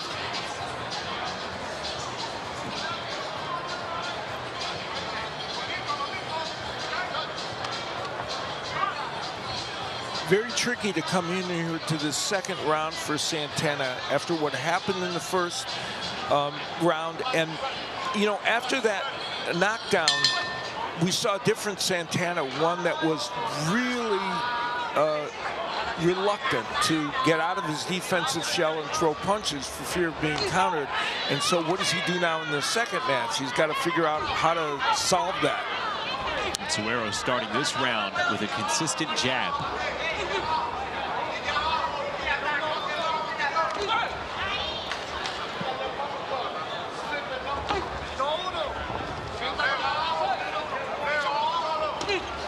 Suero still committing to the jab. Yeah, and he's got a good jab, which he is, you know, when he's committed to it, it's a really, really good punch.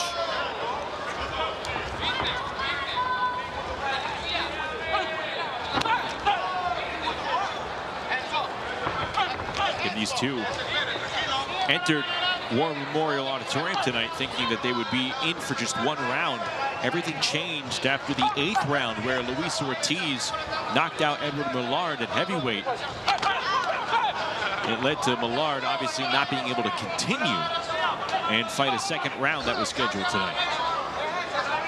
And also caught the line of fire right there, Gustavo Trujillo for Miami, who was supposed to be his 16th round opponent. He doesn't come out of the bullpen tonight. Yeah, tonight he will not get to box, so ripple effect of what happened. Well, Santana is, there's another right hand that got in by Suero, and Santana has been able to avoid getting hit with a really big right hand, but has not been able to do that much offensively in this round.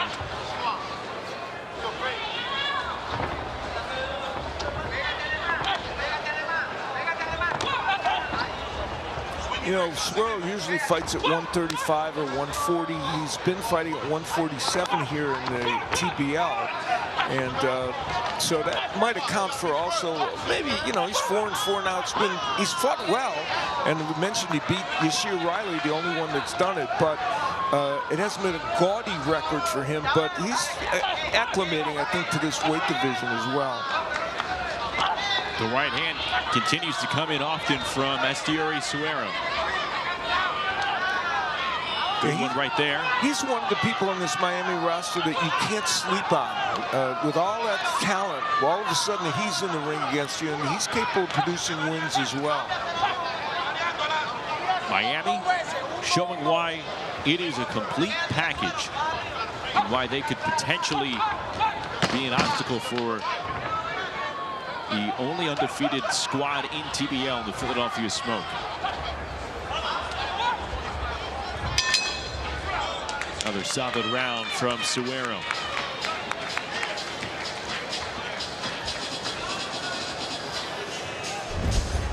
He was able to do some of the things he did in the last round against Santana, using the jab to get the right hand home. That one got in pretty well. Wasn't as dramatic as a couple that he landed in their first encounter.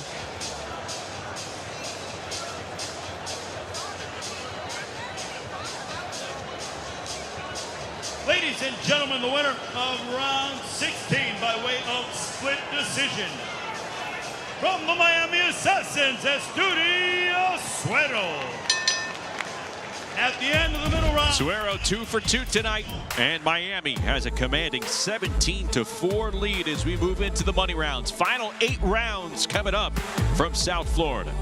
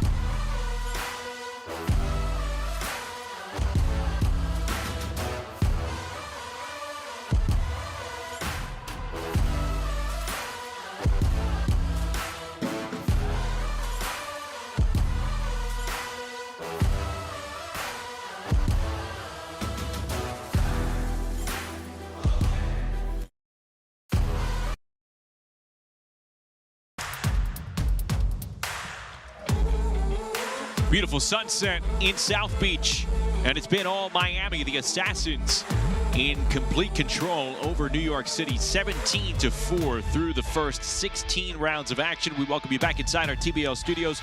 Justin and Al with you as Miami tries to improve its record to 6-1 this season.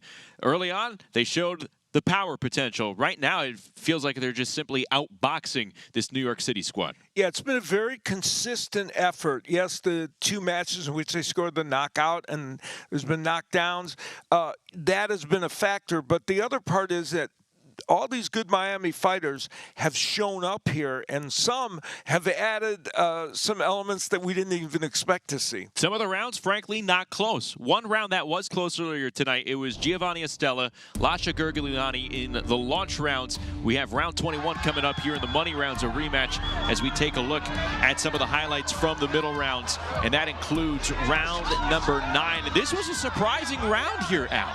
Yeah, it really was. Samantha Sosa struggled with Natalie Zempelteco, and here she performed very well against Mendez, even stunning her with the right hand. This is the Samantha Sosa that I thought she was building up to be. She's been very good in her last couple of fights, and this 22-year-old could really help Miami down the road. So despite a double-digit lead, that's an actual upset for Miami. Meanwhile, you have Lionel Colon Santana against Estier Suero pressed into double round action, but the originally scheduled round results in this. That right hand was a monster. Yeah, Suero found a home for that right hand. He really had controlled the round up to that point in any case, but that cemented what ended up being a 2-point win for him.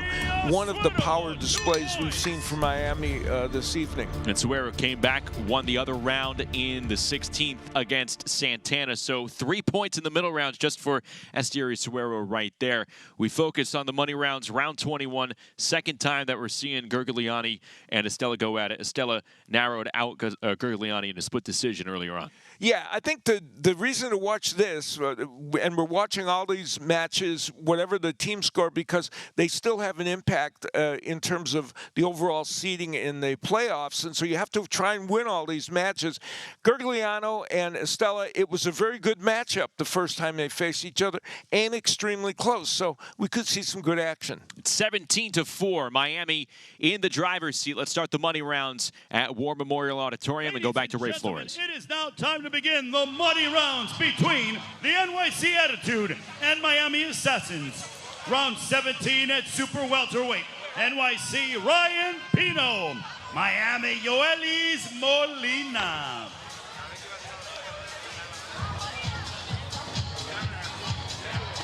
Pino and Molina back at it after Molina won via unanimous decision in the 6th round. Miami won 7 of the first 8 money rounds, and they ended up winning 5 of the 8 middle rounds. Now here we go with the start of the money rounds. The 17th, Pino in the green, Molina in the silver, and the blue. And Molina in that first fight was able to control things, especially with his jab. And you see as you see the points he's put up for them with that 8-1 record. It's just been a perfect year for him. He's been performing so well, and that's evidenced by his record. A winner of 7 straight rounds, Yoelis Molina. 22-year-old Cuban, originally from Guantanamo.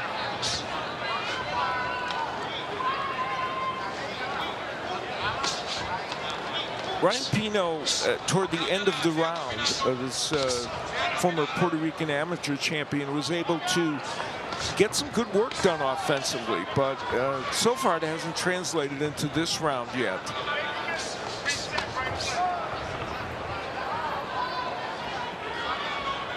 I mentioned earlier that he got a knockdown earlier this season over Steve Cunningham, so he's got some pop in his right hand. His mom, the boxer and trainer, works with him, as his dad does, who's also a wrestler and also a boxing trainer.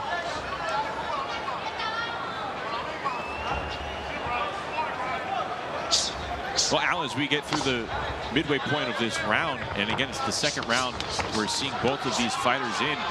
Ryan Pino, he's wearing running sneakers. I don't recall him wearing sneakers in that first launch round. Yeah, you're right. It is kind of it's a new footwear. No, we're being told he was also wearing the kicks in the launch rounds as well. Yeah, I didn't remember that part either. No. But that is different footwear than you would expect.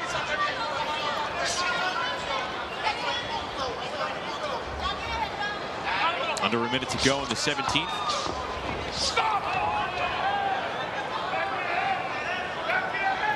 See, that's a ref restoring order. Yeah, exactly. They abided by the command right away. Yes. Pino knocking Molina back. Pino's been trying to get that overhand right in again. And in the first round they fought, he did get it in once or twice, not often. And the straight left hand from Molina comes back, and that's been a staple of his attack. And now he goes to work with Pino along the ropes. Left hook comes through. Another left cross from Yoelis Molina.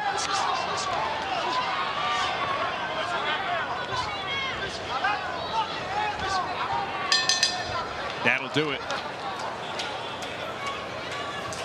And they're still jawing with one another. It's been prickly here tonight, especially as this gap has widened between the two teams. And here's where Molina did some good work on the inside. And that's where he got Pino on the ropes and did some fairly good work. Pino, slipped a lot of those punches, and they didn't all get there. But still, Molina was able to score. Round 17, well, now they're friends. Unanimous decision. From Miami, Yoelis Molina.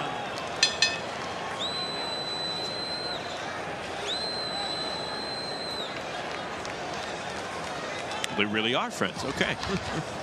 By the way, I said 9-1. He's actually now 8-1. He's 9-1 now, 10-1. Heavyweight NYC, John McCollman. Miami, Yusmel Ruiz.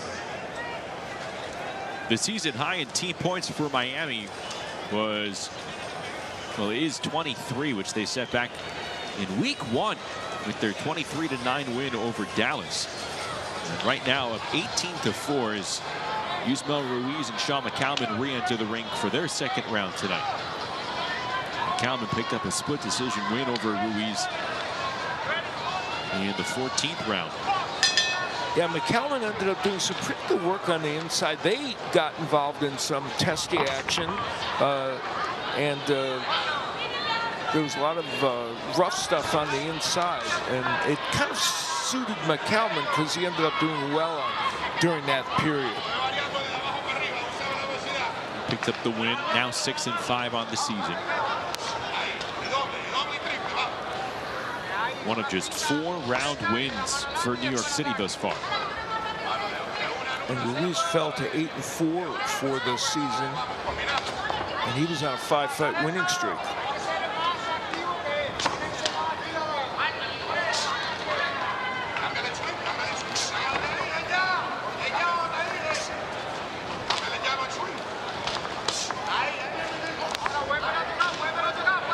Well, we think of McCalman, and we saw it in evidence. He's kind of a good rough fighter on the inside. He's also got good skills from the outside. You see the jab. He's got a pretty good straight right hand.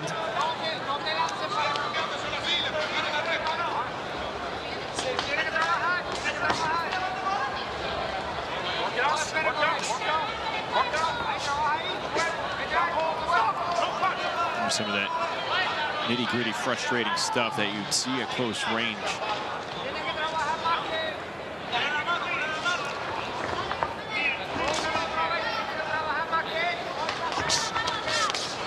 Good dodge from McCalman. Ruiz has scored a knockdown this year against Raul Garcia. Caught him coming in with a good counterpunch. So he's got a little pop as well. McCalman has looked determined to not fall victim to that right hand from Ruiz. knows it's cocked and ready. McKelvin has used the jab a lot in this round. Not all of them getting there, but he's used it much more as a weapon than he did in the first round that they fought each other.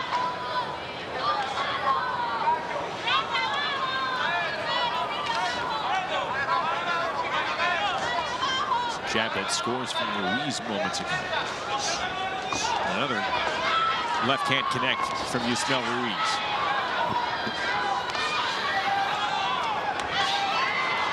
Oh, McCalman does get caught right there on that flurry from Ruiz.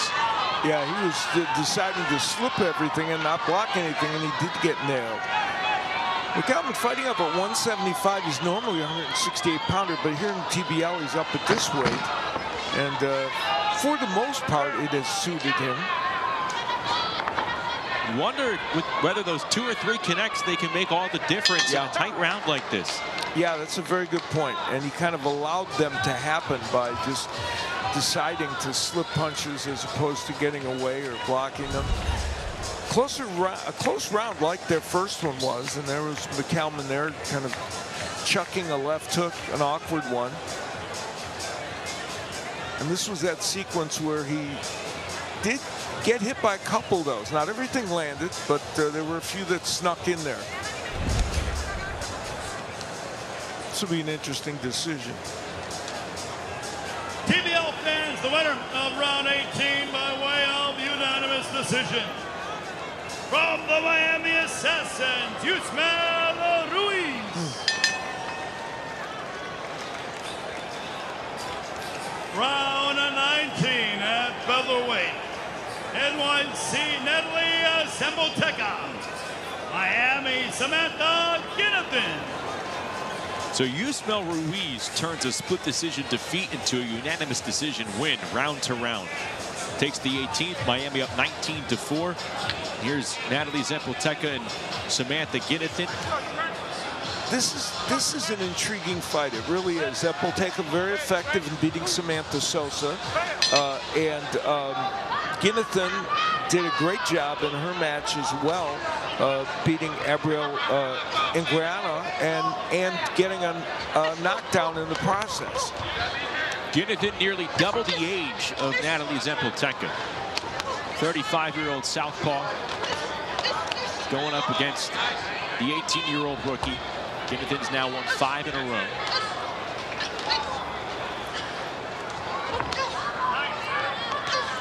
Coming through from Sembolteca, sorry. Yeah, sorry. Sembolteca has a really good straight right hand, and we're going to see that in evidence here against the left-hander. She's going to try to get that punch in as much as possible. That right hand hasn't been stopped thus far from Ginnathan. Been multiple connects from Sembolteca.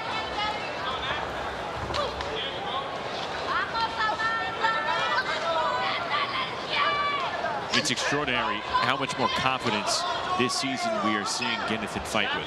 Yeah, having by far her best season, of course, and you're right. I mean, she just, you can feel it in her. She knows exactly what she's doing after an 8-1 start.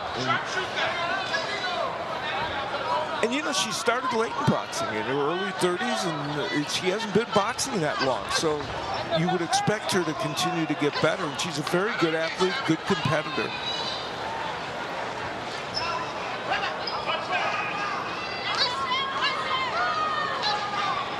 Sembolteca took a jab there from Ginnathan. Ginnathan's looking to load on that left hand. She wants desperately to get that straight left in, but hasn't found the right home for it yet. Trying to set the trap for it by throwing double rights on Sembolteca. And part of the reason she hasn't is because Natalie Sembolteca is giving her just enough angles, not a lot of lateral movement, but just enough to make it difficult. You see her moving a little bit to the right. And that comes from being such a well-schooled amateur fighter. She's got so much amateur experience, Sembolteca. 40 seconds now. You mentioned how much younger she is. Good left hand there by Ginnivan. Ironically, she probably has more boxing experience than Ginnivan does, even though she's much older. Yep, 14-time amateur national champion over 4 weight divisions for Natalie Zempelteka. Left hand comes through from Samantha Ginnivan. Good job from Ginnivan getting her hand out and going back to work here.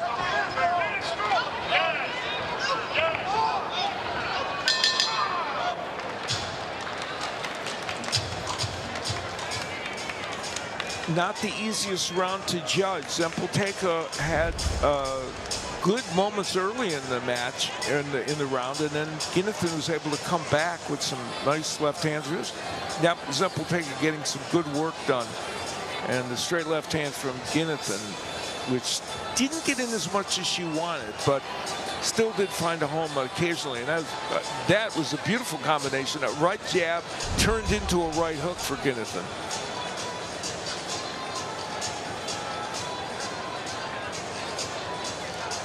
Both looking pretty confident they did enough.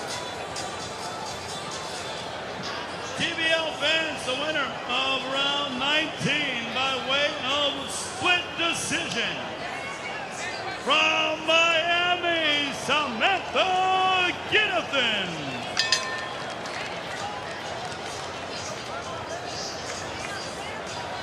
Round 20 at cruiserweight, NYC Trixlet Marius.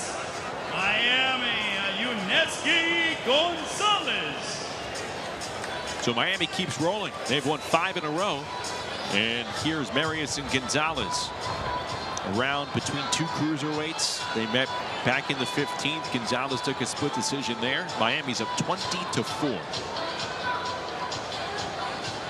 And yet another round featuring a Miami fighter whose main objective is to try and find a home for that right hand out.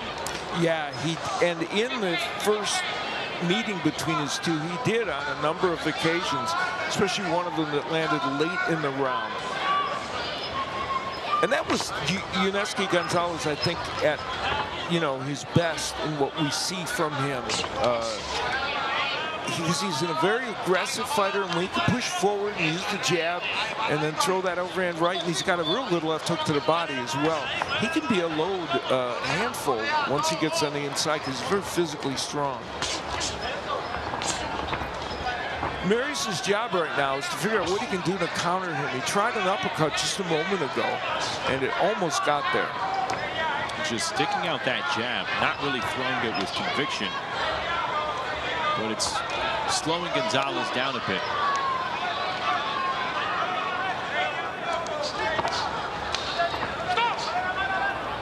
Tell you what, earlier in their first meeting, both fighters looked pretty stiff facing one another. Gonzalez less so here in the 20th round, at least to start.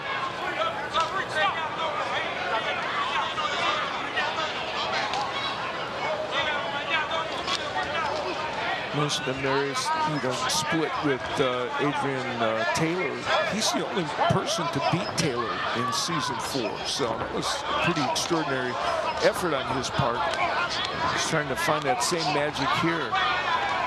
Some punches being thrown and a couple landing from both fighters. Left hand connecting for Marius, that right hand partially connecting for Uneski Gonzalez. Marius being told to stop holding. A little over a minute to go in the 20th round.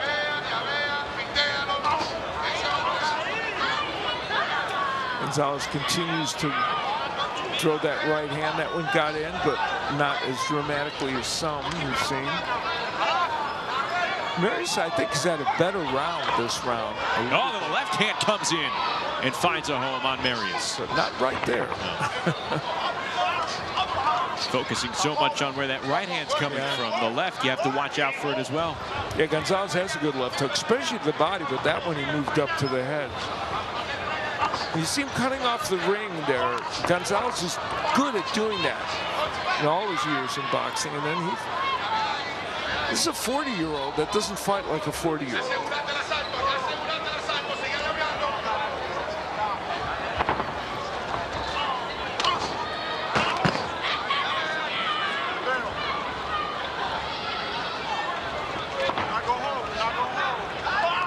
as he continues to hunt with that right hand. The two best punches for Gonzalez arguably were the left. Yeah. The straight left and then the jab moments ago. Yeah, he had a few moments with the right hand, but there's that hook to the body that we talked about.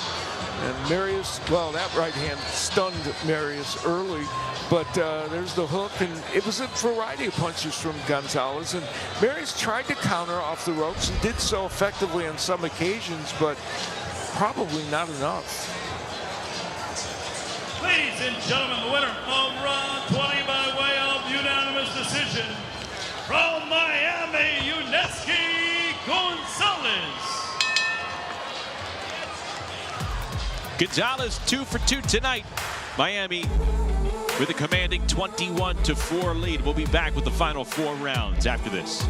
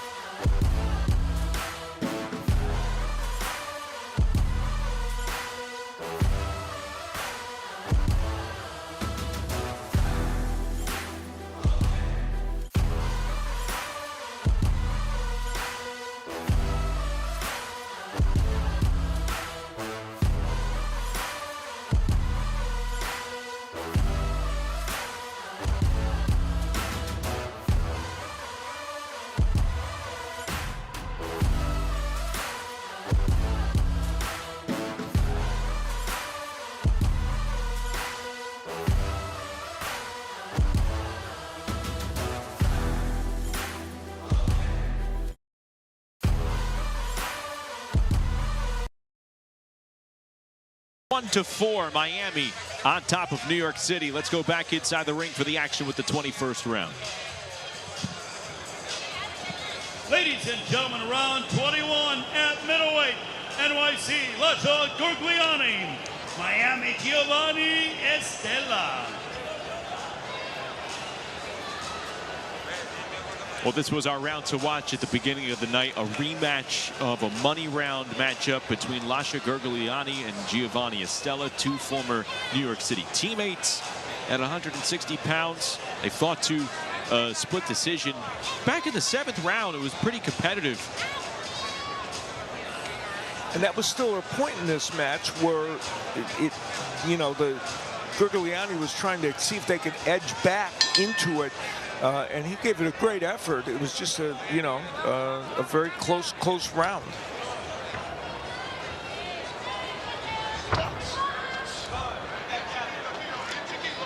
Mentioned earlier, Stella the last time out against lefty like Gergliano. Isaiah Elrod split with him.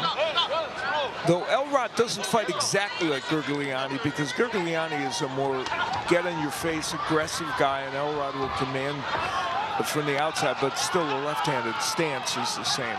Estella getting some quality left hands in on Gergliani, also frustrating Lasha Gergliani holding on to his right hand.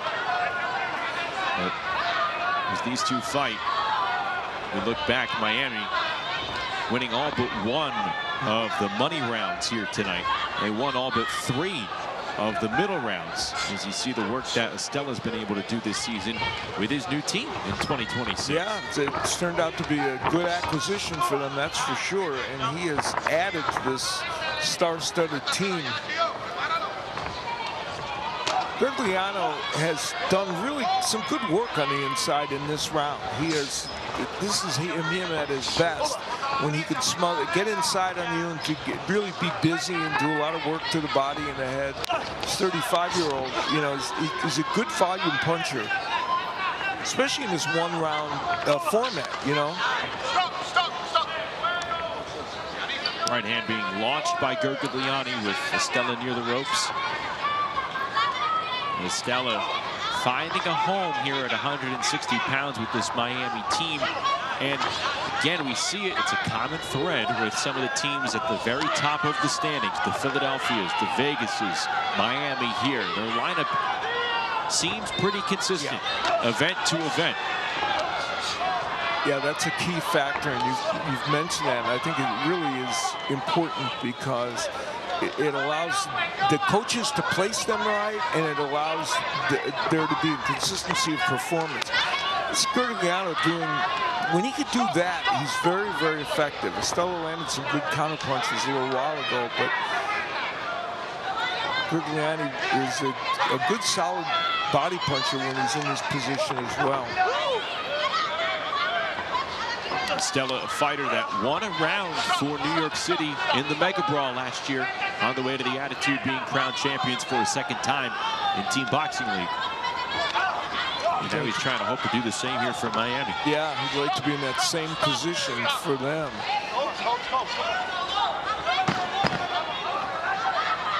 They're on the way to improving to 6-1. Lasha getting a couple of throws in that land. This has been pretty chippy compared to that first round. And now they're friends as well. Yeah, that was, I thought, a fun round to watch. And part of it was because Skurdigliano was, even though some of the action was a little, rough, this is where you see he just keeps punching. I mean, he's going to bang away to the body and the head, and there's kind of a half jab, half hook that gets there, and then the awkward action. Pretty good at the side headlock. You may want to try MMA. There, Skurdigliano got a couple of shots in before he stepped back. I think overall it was a better round for him. We'll see what the judges think. The winner of round 21 by way of split decision. From Miami, Giovanni Estella. Round 22 at super middleweight for NYC, Javier Martinez. Miami, Aaron Bailey.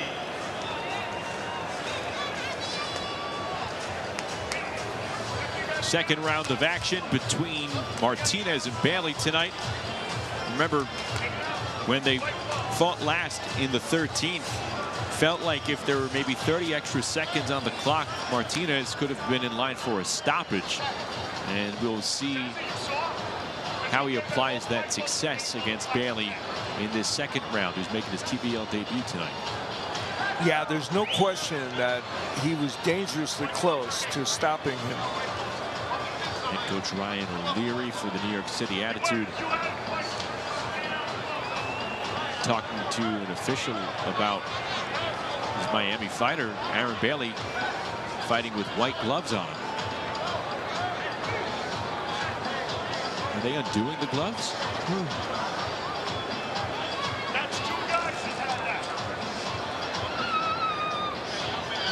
Trying to be a lip reader on the fly here. I think they're concerned about is it the red tape? The red tape, I think, that was kind of loose. I think that was the issue. And if you're at home saying to yourself, well, how big of a deal could that actually be? It could be a problem for your opponent, because if a punch flies past you and doesn't land and you get smeared with that wrist area, the tape, it could cause abrasions. Yeah, absolutely. And you've seen many times in pro fights where they've stopped the action for that. Hey, there's a man in a yellow hat. How about that? Javier Martinez again with a lot of success against Bailey in that earlier round. Yeah, and interestingly, Bailey coming, we talked about the fact he was stunned at the end. He's the one coming forward. Will he walk into a straight left hand for Martinez? But that's Martinez's power punch.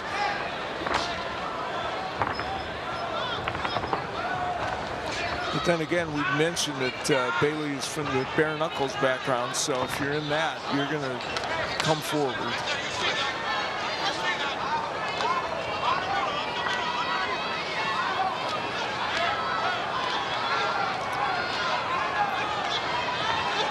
Martinez just leaning forward as Bailey tries to thwart him off. Good uppercut by Bailey. And, you know, Bailey's technique is still a work in progress in terms of boxing, but he can get some good shots in still. Yeah, I thought Martinez's body language right at the end of that last round wasn't great, and he hasn't been as effective as he was in the first round, but he did have some good moments right there. Good 1-2 combo from Martinez, but again fighting with his head down, and that right there will be a knockdown. The referee will say Bailey was saved by the ropes, but not from his 8 count. So Martinez with a knockdown, the second in as many rounds tonight. This one courtesy of a right hook. His knockdown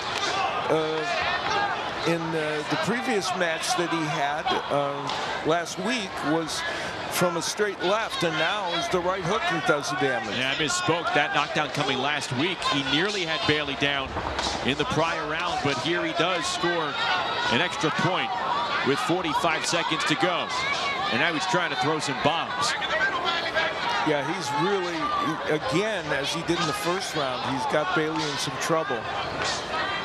Bailey's showing a lot of toughness here. He's taking some big shots. And Al, you see why Ryan O'Leary was concerned. That red tape is hanging off the glove on the left wrist of Bailey as Martinez hangs a left, and there's another one. Rocking back the head of Aaron Bailey. Aaron Bailey has shown grit because he's been hit with some big power punches by Martinez. That body punch made a big impact. He's showing some poor body language as he tries to slam past Martinez. Doing anything he can, seemingly to just beat the clock. Martinez putting a licking on Bailey here in round 22. Well, you can't make a better 2-week debut than Aaron Martinez, or than Javier Martinez has done. With 2 wins last week, and a knockdown as part of it, and the knockdown here as part of what will likely be 2 wins tonight. That straight left hand, which is a good punch for him, and then the right hook, which we had not seen as a major power punch from him yet in these 2 weeks of TBL boxing. Ladies and gentlemen, the winner of round 22 by way of unanimous decision, 2 points going to the NYC Attitudes, Javier Martinez. Our penultimate money round will be at welterweight, round 23 for NYC. Ryan Zapoteca, Miami Darius Jackson.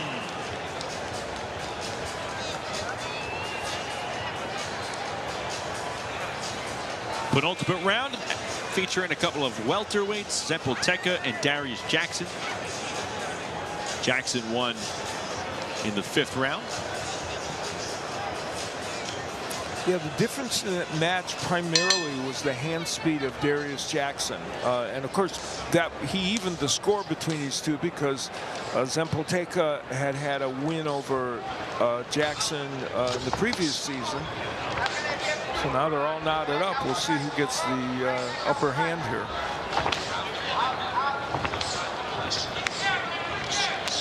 Jackson's now won 2 in a row.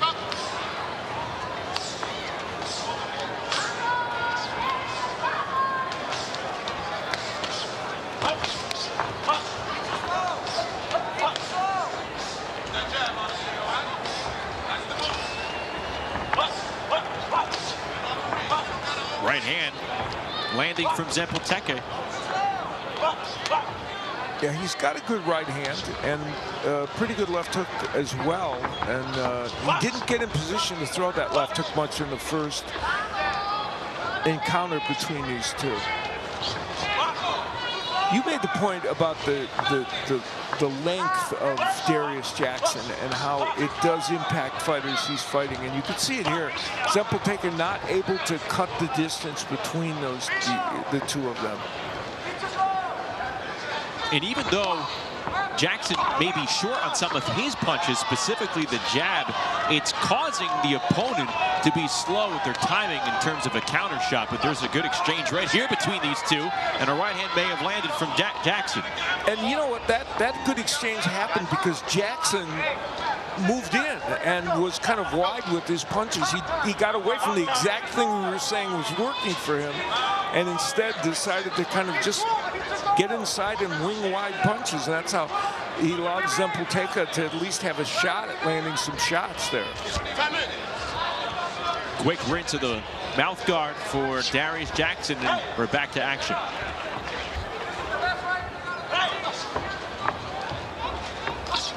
Zempelteka family, of course, their dad and their mom involved in their training, and their sister Natalie, who we saw here tonight. They live, eat, and breathe boxing.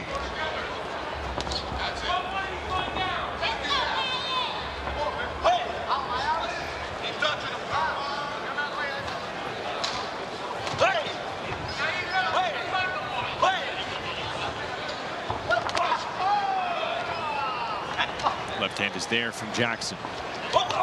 And another.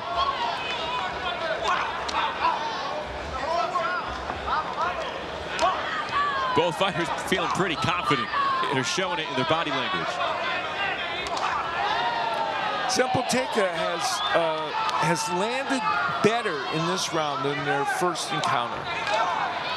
It was a counter right hand by him. But has he landed better than Jackson? Yeah, that's the question.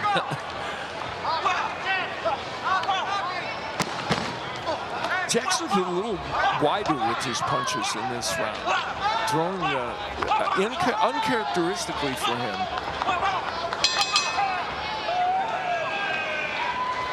And he played counterpuncher in those final moments of round 23 with Zempelteka. Jackson pretty confident he got the best of his former teammate for a second round tonight. And the action there with Jackson kind of, again, the straight right hand gets there, but this was the wild action they had in a couple of sequence about 2/3 of the way through the round, or toward the end of the round, really.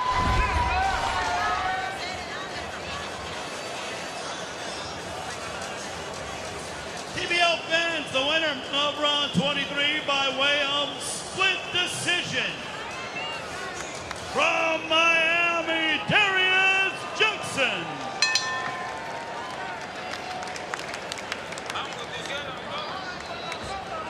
Our final money round will be in the featherweight division.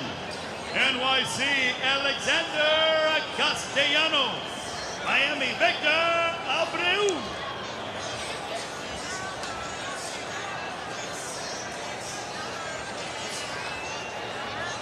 So it's the second time that Abreu and Castellano will go at it. Originally, it was supposed to be a second meeting between Melissa St. Ville and Sofia Veretti. But Castellano and Abreu are standing in. They'll close it out in what has been a lopsided performance for the Miami Assassins, up 23-6 on their way to improving to 6-1. Yeah, shockingly so, even though they went in the favorite in this match. The Attitude had some momentum from that excellent performance against San Antonio, and the feeling was there were some matchups here that could give them a chance to put some points on the board. Al, I firmly believe that any team can be picked off on any night. Yeah, I agree. In this league. But if Miami right now is illustrating what it would take to knock off some of the teams that are in the upper echelon, maybe the top 3 teams, Philadelphia, obviously, well, then some of the bottom seeds as it stands right now, they're going to have to do a lot of work when it comes time for the playoffs. Yeah, there could be a pretty wide chasm between the top teams and the ones that come just after. And I think you could throw Vegas into that mix as well in the top teams, and obviously Philadelphia. And San Antonio's trying to establish that they could be, but haven't quite gotten there yet. And that poses another question. How large is the gap from the top tier teams to that next tier, like where San Antonio is at right now? Yeah, I mean, it could be wider than we think. It's hard to tell. Abreu now, we're seeing Abreu in this round a little more characteristic in the way he's attacking.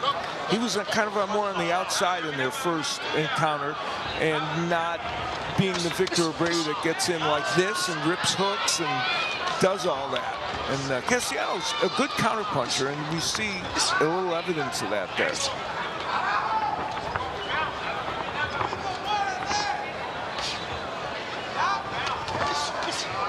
Abreu with a good combo, connecting on the final 2 punches. Victor Abreu is not a power puncher in regular boxing or here, and yet he fights like one. You know, he comes in, he's aggressive, he comes forward, and, you know, he wants to, and he's certainly not an unskilled laborer. He does it with lots of skill, but he fights as if he's a power puncher. Yeah, good observation. Nice divvy up of punches, capped off by a double left uppercut from Victor Abreu.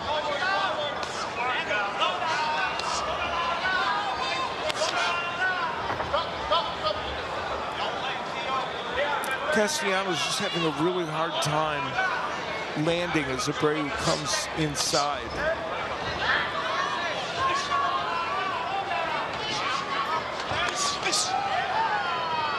Abreu having no problem finding a home for a lot of his punches.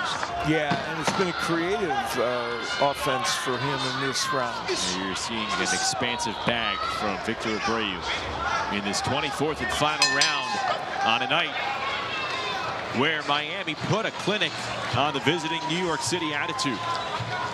A smiling Victor Abreu knows that he put a period right where it was supposed to be, or an exclamation mark, really, on this evening, and added to the woes of the attitude and added to the success of Miami. Miami's next matchup will be in a couple of weeks, June 26th against Nashville, their final regular season event. Ladies and gentlemen, the winner of round 24 by way of unanimous decision, from the Miami Assassins, Victor Abreu. So Abreu 2-0, and that caps it off. Miami victorious 23-6 over New York City. We are back with Fight of the Night honors and our stars when we come back.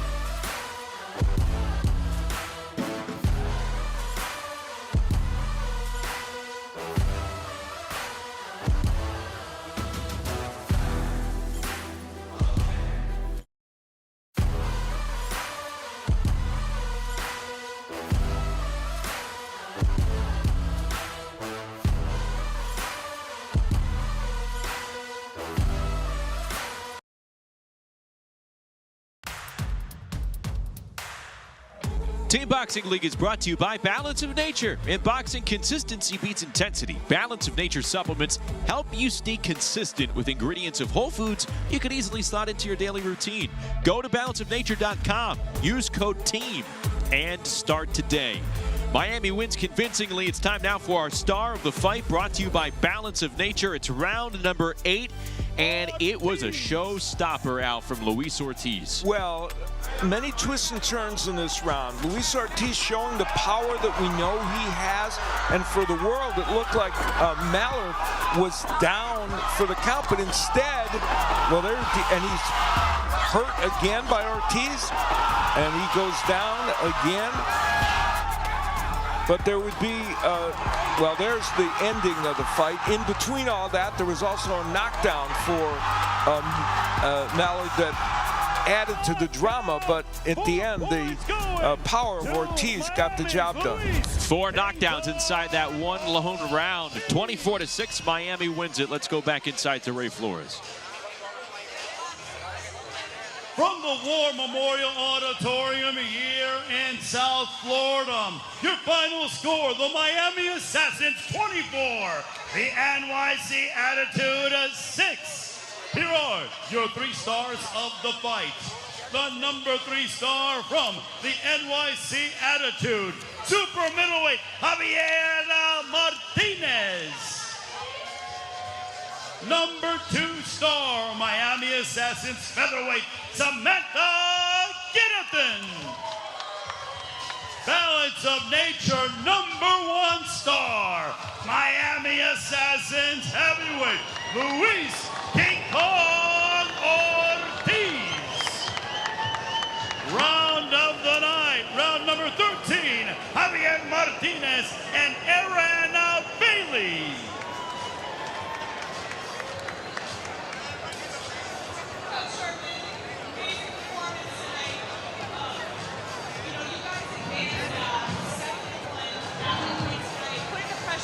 On Philadelphia as you guys continue to really sit hard into that number 2 seeding.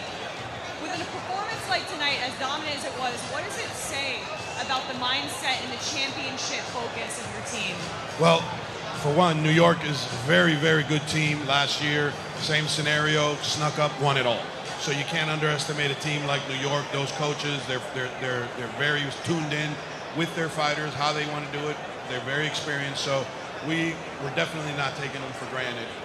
As far as, how we focus and prepare, it's same, every week, week in, week out, just stay as focused as possible because it's how you finish, and we've been there a few times and we can't finish. So I'm determined this season. Amazing consistency is key, riding it all the way into the playoffs. Great win tonight, Coach. Samantha Ginnathan, again we meet into the center of the ring. You truly, truly looked like you found your groove tonight. We moved down to a different weight class. One came down to 126. What would you say has been your biggest growth point this season? Oh man, that's easy. Working with Coach Herman, with all the guys here in Miami. I made the move out here, and it's been tremendous. The way, training with King Kong is a big deal, right? So working with these guys, I learned so much from all their experience. I mean, just being around them, I think that's the biggest part. We continue to see you grow, as the season goes on and many years to come, my friend. Thank you. Thank you. Mr. King Kong, Luis Ortiz, thank you for giving us what may very well be the round of the year. So when you were knocked down by Millard, it looked like it woke something up in you. What exactly was that went through your mind? Eso me despertó, me puso el ánimo para atrás. Esto es lo mío, lo que más yo sé hacer. He says, yeah, absolutely. Woke him up. This is what he loves to do. So when the knockdown happened, he was like, ho, ho, ho. This is what I come to do. So it's one round. I better wake up. Congratulations. And then this here is your son? Son, he's the champion. Congratulations. Amazing win tonight. And with that, send it back to the studio. Thank you so much, guys. It was a beautiful night tonight. Lots of action. Miami improves to 6-1 with a 24-6 whitewashing of the New York City Attitude as we close out Week 12 in South Beach. Hey, Week 13 coming up on Friday, June 19th. Las Vegas returns to Utah to take on Erica Sanchez in the LA Elite. Saturday, it's a matchup filled with playoff implications. Phoenix and Atlanta go at it, and then in the Lone Star State is where Sunday will conclude Week 13. San Antonio hosts Dallas. All 24 rounds seen right here next week on Team Boxing League. Luis Ortiz and the Miami Assassins, they roar to victory 24-6 the final over New York City. For Al Bernstein, Amelia Moore, our entire crew, I'm Justin Shackle. Enjoy the rest of your Sunday night.